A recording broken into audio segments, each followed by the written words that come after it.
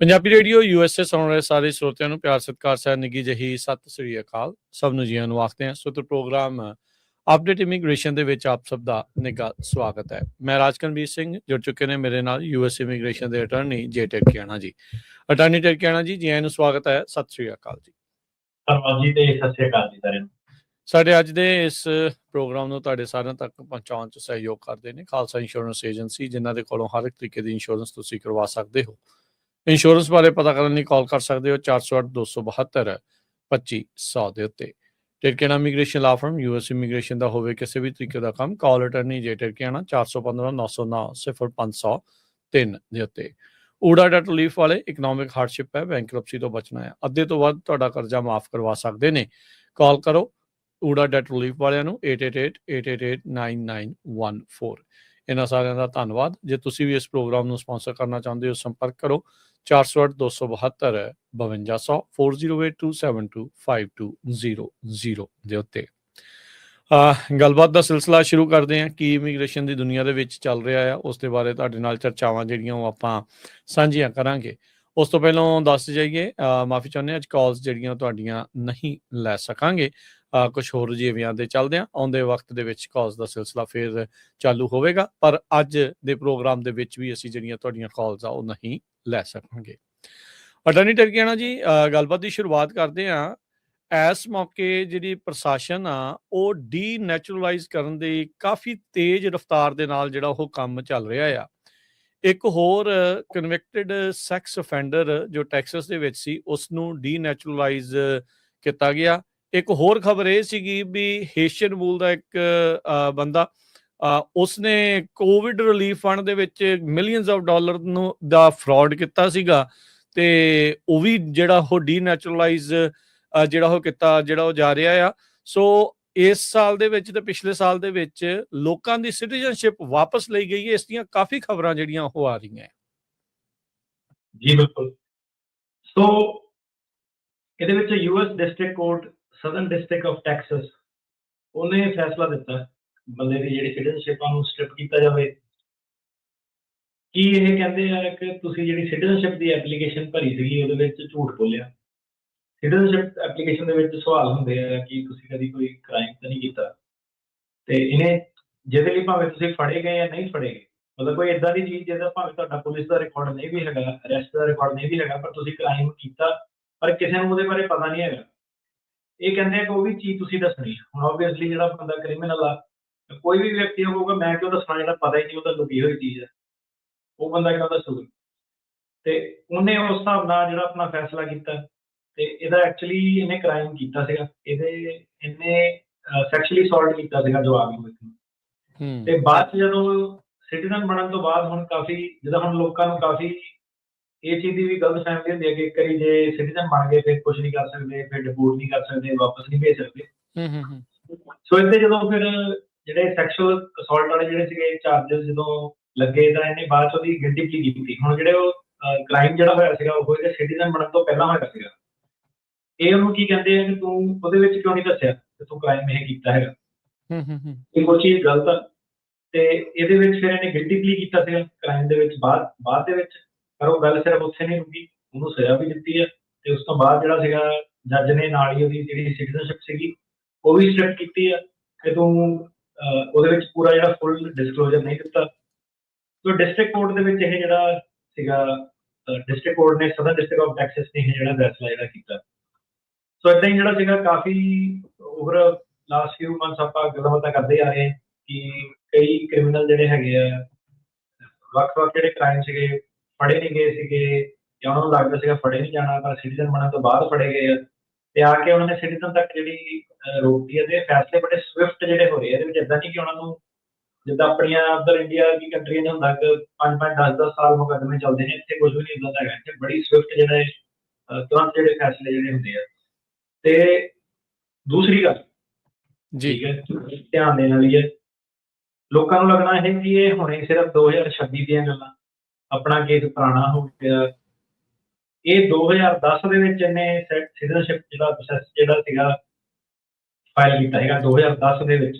ਸ਼ੁਰੂ ਤੇ ਕੀਤਾ ਤੁਸੀਂ ਲਗਾ ਲਓ ਕਿ 16 ਜਿਹੜਾ ਕ੍ਰਾਈਮ ਆ ਉਸ ਤੋਂ ਵੀ ਪੁਰਾਣਾ ਹੋਣਾ, ਹੂੰ ਮਤਲਬ 2010 ਤਾਈਂ ਸਿਟੀਜ਼ਨ ਬਣ ਗਿਆ, ਉਸ ਤੋਂ ਵੀ ਪੁਰਾਣਾ। ਇਹਨੂੰ 15-20 ਸਾਲ ਜਿਹੜੇ ਇਸ ਬੰਦੇ ਨੂੰ ਹੋ ਗਏ ਸੀ। ਹੁਣੇ ਉਸ ਚੀਜ਼ ਦੀ ਜਿਹੜੀ ਸੀ ਗੱਲ ਸਾਹਮਣੇ ਹੁਣ ਆਈ ਹੈ, ਜਿਹੜਾ ਜਵਾਕ ਦੇ ਨਾਲ ਕੀਤਾ ਹੁਣ ਸਾਹਮਣੇ ਆਈ ਹੈ, ਤੇ ਹੁਣ ਉਹਨੂੰ ਜਾ ਕੇ ਸਟਿਪ ਕੀਤਾ ਸਿਟੀਜ਼ਨਸ਼ਿਪ ਤੋਂ। ਸੋ ਤੁਸੀਂ ਇਹ ਤੋਂ ਹਿਸਾਬ ਕਿਤਾਬ ਲਗਾ ਸਕਦੇ ਆ ਕਿ ਕਿੱਡੀ ਪਿੱਛੇ ਜਾ ਕੇ ਬੈਕ ਡੇਟਡ ਜਾ ਕੇ ਇਹ ਜਿਹੜੇ ਐਕਸਪਲੋਰ ਕਰ ਰਹੇ ਆ ਕਿਹੜੇ ਬੰਦੇ ਨੇ ਕ੍ਰਾਈਮ ਕੀਤਾ। ਇਹਦੇ ਵਿੱਚ ਹੁਣ ਡਰੱਗਸ ਵਾਲੇ ਕ੍ਰਾਈਮ ਜਿਹੜੇ ਆ ਜਾਂਦੇ ਆ, ਸੈਕਸ਼ੂਅਲ ਕ੍ਰਾਈਮ ਜਿਹੜੇ ਆ ਜਾਂਦੇ ਆ, ਹੋਰ ਕੋਈ ਛੋਟੀ ਮੋਟੀ ਚੀਜ਼ ਹੈ, ਡੋਮੈਸਟਿਕ ਵਾਇਲੈਂਸ ਵੀ ਹੈ, ਠੀਕ ਹੈ, ਘਰੇਲੂ ਕੋਈ ਕ੍ਰਾਈਮ ਨਹੀਂ, ਉਹਨੂੰ ਵੀ ਇਹ ਫੜ ਸਕਦੇ ਆ ਕਿ ਤੂੰ ਪਹਿਲਾਂ ਵੀ ਦੱਸਿਆ ਸੀਗਾ ਪਰ ਹੁਣ ਤੇਰੀ ਘਰ ਵਾਲੀ ਨੇ ਸ਼ੋਅ ਕਰਤਾ ਕਿ ਤੂੰ ਤੇ ਕ੍ਰਾਈਮ ਕੀਤਾ, ਉਹਨੇ ਫੋਟੋ ਦਿਖਾਤੀ ਕੋਰਟ ਦੇ ਵਿੱਚ ਤੇ ਗਿਲਟੀ ਪਲੀ ਬੰਦੇ ਨੇ ਕਰ ਲਿਆ। ਸੋ ਗੱਲਾਂ ਜਿਹੜੀਆਂ ਸੀਗੀਆਂ ਬਹੁਤ ਦੂਰ ਤੱਕ ਫਾਰ ਰੀਚਿੰਗ ਜਿਹੜੀਆਂ ਹੋ ਗਈਆਂ। ਉਸ ਹਿਸਾਬ ਨਾਲ ਚੱਲਦੇ ਆ। ਬਾਕੀ ਜਿਹੜੀ ਆਪਣੀ ਕਮਿਊਨਿਟੀ ਦੀ ਜੇ ਗੱਲ ਕਰੀਏ ਉਹਦੇ ਵਿੱਚ ਜਿਹੜੇ ਮੇਨ ਇਸ਼ੂ ਇਹ ਹੈਗਾ ਕਿ 2 ਨਾਮ ਜਿਹੜੇ ਯੂਜ਼ ਕੀਤੇ ਗਏ ਤੋਂ ਪਹਿਲਾਂ ਕਿਸੇ ਹੋਰ ਨਾਮ ਤੋਂ ਸੈਲੋ ਫਾਈਲ ਕੀਤਾ ਸੀਗਾ, ਫੇਲ ਹੋ ਗਿਆ, ਫਿਰ ਕੋਈ ਹੋਰ ਨਾਮ ਬਦਲ ਲਿਆ। ਇਹ ਵਾਲਾ ਇੱਕ ਮੁੱਦਾ ਬੜਾ ਕਾਮਨ ਹੈ ਫਰਾਡ ਦਾ। ਇੱਕ ਮੁੱਦਾ ਹੋਰ ਹੈ ਕਿ ਕਿਸੇ ਨੇ ਵਿਆਹ ਕਰਾਇਆ ਸੀਗਾ ਇੰਡੀਆ, ਉਹਨੇ ਡਿਵੋਰਸ ਕਰਤਾ। ਇਹ ਬੜੇ ਜ਼ਿਆਦਾ ਕਾਮਨ ਜਿਹੜੀ ਪ੍ਰੋਬਲਮ ਆ, ਉਰੇ ਆ ਕੇ ਕਿਸੇ ਹੋਰ ਨਾਲ ਜਿਹੜਾ ਕੰਟਰੈਕਟ ਮੈਰਿਜ ਇਹਨੂੰ ਕਹਿੰਦੇ ਆ ਉਹ ਕਰਨ ਦੀ ਕੋਸ਼ਿਸ਼ ਕੀਤੀ, ਉਹ ਨਹੀਂ ਚੱਲੀ ਜਾਂ ਗ੍ਰੀਨ ਕਾਰਡ ਆ ਗਿਆ ਤੇ ਮੁੜ ਕੇ ਉਹਨਾਂ ਡਿਵੋਰਸ ਕਰਾ ਕੇ ਦੁਬਾਰਾ ਆਪਣੀ ਇਕੱਲੀ ਘਰ ਵਾਲੀ ਜਿਹੜੀ ਉਹਨਾਂ ਕਨੈਕਟ ਜਿਹੜਾ ਹੋਣ ਦਾ ਜਿਹੜਾ ਉਪਰਾਲਾ ਜਾਂ ਸਾਰਾ ਪਰਿਵਾਰ ਇਕੱਠਾ ਹੀ ਉਰੇ ਰਹਿ ਰਿਹਾ ਹੁੰਦਾ। ਸੋ ਉਹ ਵਾਲੇ ਜਿਹੜੇ ਕ੍ਰਾਈਮ ਆ ਕਾਫੀ ਜਿਹੜੇ ਹੁਣ ਸਾਹਮਣੇ ਆ ਰਹੇ ਆ ਕਿਉਂਕਿ ਉਹ ਬੜਾ ਈਜ਼ੀ ਹੈਗਾ ਨਾਲ ਲਈ ਉਹ fingerprint facial recognition technology AI ਦੀ ਵਰਤੋਂ ਕਰਕੇ ਉਸ ਚੀਜ਼ ਵੱਲ ਬੜੀ ਤੇਜ਼ੀ ਨਾਲ ਜਿਹੜਾ ਉਹ ਜਾ ਰਹੇ ਆ। ਇਹਦੇ ਵਿੱਚ ਕਈ ਲੋਕਾਂ ਨੇ ਸਿਰਫ ਗ੍ਰੀਨ ਕਾਰਡ ਮਿਲੇ ਸੀ, ਉਹਨਾਂ ਨੂੰ ਸਿਟੀਜ਼ਨਸ਼ਿਪ ਉਹਨਾਂ ਦੀ ਡਿਨਾਈ ਕਰਤੀ ਸੀ, ਮਤਲਬ ਕਿ ਇਮੀਗ੍ਰੇਸ਼ਨ ਨੇ USCIS ਨੇ ਖੁਦ ਉਹਨਾਂ ਨੂੰ ਆਲਰੇਡੀ ਫੜ ਲਿਆ ਸੀਗਾ ਕਿ ਨਹੀਂ ਤੁਹਾਡੇ 2 ਨਾਮ ਆ, ਤੁਸੀਂ ਡਿਸਕਲੋਜ਼ਰ ਨਹੀਂ ਕੀਤਾ। ਪਰ ਤੁਸੀਂ ਕਹਿੰਦੇ ਉਦੋਂ ਟਾਈਮ ਥੋੜੇ ਜਿਹੇ ਈਜ਼ੀ ਸੀਗੇ ਤੇ ਉਹਨਾਂ ਨੇ ਗ੍ਰੀਨ ਕਾਰਡ ਨੂੰ ਕੁਝ ਕੀਤਾ ਨਹੀਂ ਸੀ, ਉਹਨਾਂ ਨੇ ਮਤਲਬ ਉਹਨਾਂ ਨੂੰ ਇੱਦਾਂ ਹੀ ਰਹਿਣ ਦਿੱਤਾ। ਉਹਨਾਂ ਨੇ ਗ੍ਰੀਨ ਕਾਰਡ ਦਾ ਫੈਸਲਾ ਜਿਹੜਾ ਨਹੀਂ ਲਿਆ ਤੇ ਲੋਕਾਂ ਨੂੰ ਕੋਈ ਪ੍ਰੋਬਲਮ ਨਹੀਂ ਉਹਨਾਂ ਨੇ ਦਿੱਤੀ, ਮਤਲਬ ਕਿ ਉਹ ਕਾਫੀ ਸਾਲਾਂ ਤੋਂ ਲੋਕੀ ਗ੍ਰੀਨ ਕਾਰਡ ਤੇ ਰਹਿ ਰਹੇ ਸੀਗੇ ਤੇ ਰਿਨਿਊ ਨਹੀਂ ਕਰਾ ਰਹੇ ਸੀਗੇ ਕਿ ਇਮੀਗ੍ਰੇਸ਼ਨ ਨੇ ਆਲਰੇਡੀ ਕਹਿਤਾ ਸੀ ਕਿ ਤੁਹਾਡਾ ਅਸਾਈਲਮ ਦੇ ਵਿੱਚ 2 ਨਾਮ ਸੀਗੇ, ਤੁਸੀਂ ਫ੍ਰਿਵਲੈਸ ਅਸਾਈਲਮ ਫਾਈਲ ਕਰਨ ਦੀ ਕੋਸ਼ਿਸ਼ ਕੀਤੀ ਹੈ। ਸੋ ਹੁਣ ਇਹ ਚੀਜ਼ ਸੀਗੀ ਕਿ ਜਿਹੜੇ ਉਹ ਵਾਲੇ ਵੀ ਕੇਸ ਹੈਗੇ ਜਿਹਨਾਂ ਦੇ ਗ੍ਰੀਨ ਕਾਰਡ ਕੁਐਸਚਨੇਬਲ ਸੀਗੇ, ਉਹਨਾਂ ਨੂੰ ਵੀ ਇਹ ਜਾ ਕੇ ਵਾਪਸ ਜਿਹੜਾ ਸੀਗਾ ਰੀਓਪਨ ਕਰਕੇ ਆਪ ਪ੍ਰੋਸੀਡਿੰਗ ਦੇ ਵਿੱਚ ਜਿਹੜਾ ਪਾ ਰਹੇ ਆ। ਤੇ ਨਾ ਸਿਰਫ ਜਿਹੜਾ ਡੀਨੈਚੁਰਲਾਈਜੇਸ਼ਨ ਦਾ ਹੈਗਾ ਬਲਕਿ ਜਿਹੜਾ ਗ੍ਰੀਨ ਕਾਰਡ ਵੀ ਜਿਹੜੇ ਹੈਗੇ ਉਹ ਵੀ ਵਾਪਸ ਜਿਹੜੇ ਲੈ ਰਹੇ ਨੇ। ਸੋ ਜੇ ਸਾਰੇ ਜਾਣੇ department of justice the website ਤੇ ਜਾ ਕੇ ਉਹਨਾਂ ਦੀਆਂ ਪ੍ਰੈਸ ਰਿਲੀਜ਼ਸ ਦੇ ਵਿੱਚ ਦੇਖੋਗੇ ਨਾ, ਪਿਛਲੇ ਕੁਝ ਹਫ਼ਤਿਆਂ 'ਚ ਜਾਂ ਪਿਛਲੇ ਕੁਝ ਮਹੀਨਿਆਂ 'ਚ ਯੂ ਵਿਲ ਫਾਈਂਡ ਸੋ ਮੈਨੀ ਵੀ ਸਿਟੀਜ਼ਨਸ਼ਿਪ ਰਿਵੋਕ ਜਾਂ ਡੀਨੈਚੁਰਲਾਈਜ਼ ਜਿਹੜਾ ਉਹ ਕਰ ਰਹੇ ਆ। ਦੇਖੋ ਕਹਿਣ ਵਾਲਿਆਂ ਨੇ ਕਹਿ ਦੇਣਾ ਜੀ ਐਵੇਂ ਡਰਾਈ ਜਾਂਦੇ, ਐਵੇਂ ਡਰਾਉਣ ਵਾਲੀ ਗੱਲ ਨਹੀਂ, ਇਹ ਰਿਐਲਿਟੀ ਆ। ਕਿਸੇ ਟਾਈਮ ਦੇ ਉੱਤੇ ਮਿਲੀਅਨਸ ਆਫ ਡਾਲਰ ਖਰਚ ਕੇ ਵੀ ਡੀਨੈਚੁਰਲਾਈਜ਼ ਕਰਦੇ ਸੀ, ਹੁਣ ਤਾਂ ਮੈਨੂੰ ਲੱਗਦਾ ਸ਼ਾਇਦ ਓਨੀ ਮਨੀ ਇਹਨਾਂ ਦੀ ਨਹੀਂ ਲੱਗਦੀ। ਜਿੱਦਾਂ ਦੱਸਿਆ ਵੀ AI ਤੇ ਹੋਰ ਸਾਰੀਆਂ ਚੀਜ਼ਾਂ ਦੀ ਮਦਦ ਦੇ ਨਾਲ ਤੇਜ਼ੀ ਦੇ ਨਾਲ ਇਹਨਾਂ ਨੂੰ ਜਿਹੜਾ ਫਰਾਡ ਆ ਉਹਨਾਂ ਦੇ ਕੋਲੋਂ ਫੜ ਹੋ ਰਿਹਾ। ਉਹ ਹੱਥਾਂ ਵਾਲੇ ਮੈਨੂੰ ਲੱਗਦਾ ਜਿਹੜੇ ਅੰਗੂਠੇ ਲਾਏ ਹੁੰਦੇ ਸੀ ਜਾਂ ਫਿੰਗਰਪ੍ਰਿੰਟ ਹੁੰਦੇ ਸੀ ਉਹ ਡਿਜੀਟਾਈਜ਼ ਹੋਣ ਤੋਂ ਬਾਅਦ 'ਚ ਇਹਨਾਂ ਨੂੰ ਹੁਣ ਕਾਫੀ ਆਸਾਨੀ ਜਿਹੜੀ ਹੋ ਗਈ ਆ, ਜਿਹੜੇ ਸ਼ੱਕ ਹੁੰਦੇ ਆ ਉਹਨਾਂ ਦੀ ਇਨਵੈਸਟੀਗੇਸ਼ਨ ਜਿਹੜੀ ਉਹ ਹੋ ਰਹੀ ਆ। ਸੋ ਇਹਦੇ ਵਿੱਚ ਨਾ ਅਟਾਰਨੀ ਜਨਰਲ ਕਹਿਣਾ ਜੀ ਥੋੜਾ ਜਿਹਾ ਹੋਰ ਐਕਸਪਲੇਨ ਕਰਿਓ ਜੇ ਤੁਸੀਂ ਦੱਸ ਸਕਦੇ ਆ ਵੀ ਐਪਲੀਕੇਸ਼ਨ ਭਰਨ ਵੇਲੇ ਹੁਣ ਕਿਉਂ ਇੱਕ ਪ੍ਰੋਫੈਸ਼ਨਲ ਦੀ ਬਹੁਤ ਜਿਹੜੀ ਜ਼ਿਆਦਾ ਜ਼ਰੂਰਤ ਆ ਵੀ ਜਿੱਦਾਂ ਤੁਸੀਂ ਕਹਿੰਦੇ ਹੁੰਦੇ ਵੀ 100-200 ਬਚਾਉਣ ਖਾਤਰ ਕਈ ਵਾਰੀ ਲੋਕ ਅਜਿਹੇ ਕੱਚ ਘੜ ਤੋਂ ਜਿਹੜਾ ਉਹ ਭਰਾ ਲੈਂਦੇ ਆ ਤੇ ਫਿਰ ਉਹਦੀ ਪ੍ਰੋਬਲਮ ਆ ਜਾਂਦੀ ਆ ਲੋਕਾਂ ਨੂੰ। ਬਹੁਤੇ ਕੇਸਾਂ ਦੇ ਵਿੱਚ ਇਹੀ ਆ ਵੀ ਤੁਸੀਂ ਝੂਠ ਬੋਲਿਆ ਐਪਲੀਕੇਸ਼ਨ ਦੇ ਵਿੱਚ, ਗਲਤ ਜਿਹੜੀ ਜਾਣਕਾਰੀ ਤੁਸੀਂ ਦਿੱਤੀ, ਉਸੇ ਆਧਾਰ ਦੇ ਉੱਤੇ ਤੁਹਾਡੀ ਸਿਟੀਜ਼ਨਸ਼ਿਪ ਜਿਹੜੀ ਉਹ ਜ਼ਿਆਦਾ ਨਾਲ ਦੇ ਨਾਲ ਜਿਹੜੀ ਉਹ ਰੱਦ ਜਿਹੜੀ ਹੋ ਰਹੀ ਆ। ਸੋ ਇਹ ਜ਼ਰੂਰ ਦੱਸਿਓ ਵੀ ਐਪਲੀਕੇਸ਼ਨ ਭਰਨੀ ਜਿਹੜੀ ਸਹੀ ਢੰਗ ਦੇ ਨਾਲ ਹੁਣ ਕਿਉਂ ਇੰਨੀ ਜ਼ਿਆਦਾ ਜ਼ਰੂਰੀ ਹੋ ਗਈ ਆ। ਪਹਿਲਾਂ ਚਲੋ ਮੰਨਿਆ ਚੱਲ ਜਾਂਦਾ ਸੀ, ਹੁਣ ਉਹ ਗੱਲ ਨਹੀਂ। ਸੋ ਪਹਿਲੀ ਗੱਲ ਤਾਂ ਇਹ ਆ ਜਾਂਦੀ ਹੈ ਕਿ ਅਨਆਥੋਰਾਈਜ਼ਡ ਪ੍ਰੈਕਟਿਸ ਆਫ ਲਾਅ ਹੈਗੀ ਹੈ। ਜੇ ਤੁਸੀਂ ਬਿਨਾਂ ਲਾਇਸੈਂਸ ਤੇ ਕੋਈ ਗੱਡੀ ਨਹੀਂ ਚਲਾ ਸਕਦੇ ਉਸ ਦੇਸ਼ ਦੇ ਵਿੱਚ, ਤੁਸੀਂ ਆਪ ਸਾਰੇ ਸਮਝਦਾਰ ਕਿ ਦੇਖੋ ਮਤਲਬ ਹੁਣ ਤੁਸੀਂ ਬੜਾਵਾ ਦਿੰਦੇ ਆ ਪੈਰਾਲੀਗਲਾਂ ਨੂੰ ਤਾਂ ਹੀ ਕੰਮ ਧੰਦੇ ਚਲਾਏ ਨਾ। ਬਿਨਾਂ ਲਾਇਸੈਂਸ ਦੇ ਉਹ ਕਹਿੰਦੇ ਤੁਸੀਂ ਗੱਡੀ ਨਹੀਂ ਚਲਾ ਸਕਦੇ, ਹੇਅਰ ਸਲੂਨ ਨਹੀਂ ਆਪਰੇਟ ਕਰ ਸਕਦੇ, ਕੋਈ ਬਿਜ਼ਨਸ ਜਿਹੜਾ ਹੈਗਾ ਲਿਕਰ ਦਾ, ਸਟੋਰ ਦਾ, ਕਿਸੇ ਵੀ ਚੀਜ਼ ਦਾ, ਈਵਨ ਜਿਹੜਾ ਛੋਟੇ ਪ੍ਰੋਫੈਸ਼ਨ ਵੀ ਲੈ ਲਓ, ਤੇ ਤੁਸੀਂ ਦੇਖੋ ਵੀ ਲੀਗਲ ਜਿਹੜਾ ਪ੍ਰੋਫੈਸ਼ਨ ਆ ਐਡੀ ਇੰਪੋਰਟੈਂਟ ਜਿਹੜੀ ਚੀਜ਼ ਆ ਉਹਦੇ ਵਿੱਚ ਜਿਹੜਾ ਸੀਗਾ ਬੋਡੀ ਸ਼ਾਪਾਂ ਤੁਸੀਂ ਕਹਿ ਲਓ ਇੱਕ ਤਰ੍ਹਾਂ ਦੀਆਂ ਜਿੱਦਾਂ ਖੁੱਲੀਆਂ ਹੋਈਆਂ ਸੀਗੀਆਂ ਤੇ ਉਹ ਅੱਗੇ ਵੱਧਦੇ ਵੱਧਦੇ ਜਿਹੜੇ ਸੀਗੇ ਇੰਡੀਆ ਦੇ ਵਿੱਚ ਵੀ ਜਿਹੜਾ ਸੀਗਾ ਕੰਮ ਧੰਦਾ ਉੱਥੋਂ ਸ਼ੁਰੂ ਹੋ ਗਿਆ। ਉੱਥੇ ਜਿਹੜੇ ਵਕੀਲ ਵਕੂਲ ਬਹਿੰਦੇ ਆ ਉਹਨਾਂ ਦੇ ਉਹ ਦੱਸ ਰਹੇ ਆ ਕਿ ਆਰਕੇ ਕੀ ਆ, ਫਰਮਰੀ ਸੈਟਲਮੈਂਟ ਬਾਰ ਕੀ ਆ, ਮਤਲਬ ਇੰਡੀਆ 'ਚ ਬੈਠਾ ਬੰਦਾ ਥੋੜ੍ਹ ਕੇ ਗੱਲਾਂ ਦਾ ਕੜਾਹ ਬਣਾ ਦਿੰਦੇ ਆ। ਤੇ ਇਹਦੇ ਵਿੱਚ ਹੁਣ ਪ੍ਰੋਬਲਮ ਕੀ ਸੀਗੀ ਕਿ ਇਹ ਜਿਹੜੇ ਲੋਕੀ ਆ ਨਾ ਇਹ ਕੀ ਕਰਦੇ ਸੀਗੇ, ਇਹ ਢਾਂਚੇ ਜਿਹੜੇ ਸੀਗੇ ਕਈ ਵਾਰੀ ਦੱਸਿਆ ਕਿ ਇਹ ਭੱਜੋ ਇਹਨਾਂ ਤੋਂ ਦੂਰ, ਕਮਿਊਨਿਟੀ ਨੂੰ ਭੱਜਣ ਦੀ ਲੋੜ ਆ ਦੂਰ, ਪਰ ਨਹੀਂ ਸੀਗਾ ਲੋਕਾਂ ਨੂੰ ਥੋੜ੍ਹਾ ਜਿਹਾ ਈਜ਼ੀ ਲੱਗਦਾ ਹੋਣਾ ਜਿੱਦਾਂ ਵੀ ਤੁਸੀਂ ਲਗਾ ਲਓ। ਤੇ ਉਹਦੇ ਕਰਕੇ ਕੀ ਸੀਗਾ ਕਿ ਕੋਰਟਸ ਦੇ ਵਿੱਚ ਸੇਮ ਜਿਹੜੇ ਮਟੀਰੀਅਲ ਉਹ ਮਲਟੀਪਲ ਲੋਕਾਂ ਦੇ ਇਹਨਾਂ ਨੇ ਸਬਮਿਟ ਕਰਤੇ, ਜਿਹੜੇ ਇੱਦਾਂ ਦੇ ਜਿਹੜੇ ਦੁਕਾਨਦਾਰ ਆ। ਤੁਹਾਨੂੰ ਜੇ ਸਿੱਧੀ ਡਾਇਰੈਕਟ ਗੱਲ ਜਿਹੜੀ ਦੱਸਣੀ ਹੋਵੇ ਨਾ, ਕਈ ਬੰਦੇ ਜਿਹੜੇ ਇੱਦਾਂ ਦੇ ਆ ਉਹ ਤਾਂ ਕਰਕੇ ਨਾ ਆਪਣੇ ਕੋਲ ਭੱਜਦੇ ਵੀ ਆ ਪਿੱਛੋਂ ਦੀ। ਤੁਹਾਨੂੰ ਪਤਾ ਜਿਹੜਾ ਰੌਲਾ ਰੱਪਾ ਵੀ ਪਾਉਂਦੇ ਆ। ਕੀ ਚੱਕਰ ਸੀਗਾ ਕਿ ਜਦੋਂ ਹੁਣ ਕਿਸੇ ਬੰਦੇ ਦਾ ਕੇਸ ਆਇਆ ਨਾ, ਆਪਾਂ ਕੇਸ ਤਿਆਰ ਕੀਤਾ ਜੀ, ਬੰਦੇ ਨੇ ਸਾਨੂੰ ਦੱਸਿਆ, ਉਹ ਬੰਦਾ ਇਹਨਾਂ ਕੋਲ ਟ੍ਰਾਂਸਲੇਸ਼ਨ ਕਰਾਉਣ ਲਈ ਲੈ ਕੇ ਗਿਆ ਕਿ ਮੇਰੀ ਪੰਜਾਬੀ 'ਚ ਅਨੁਵਾਦ ਕਰ ਦਿਓ, ਹਿੰਦੀ 'ਚ ਅਨੁਵਾਦ ਕਰ ਦਿਓ।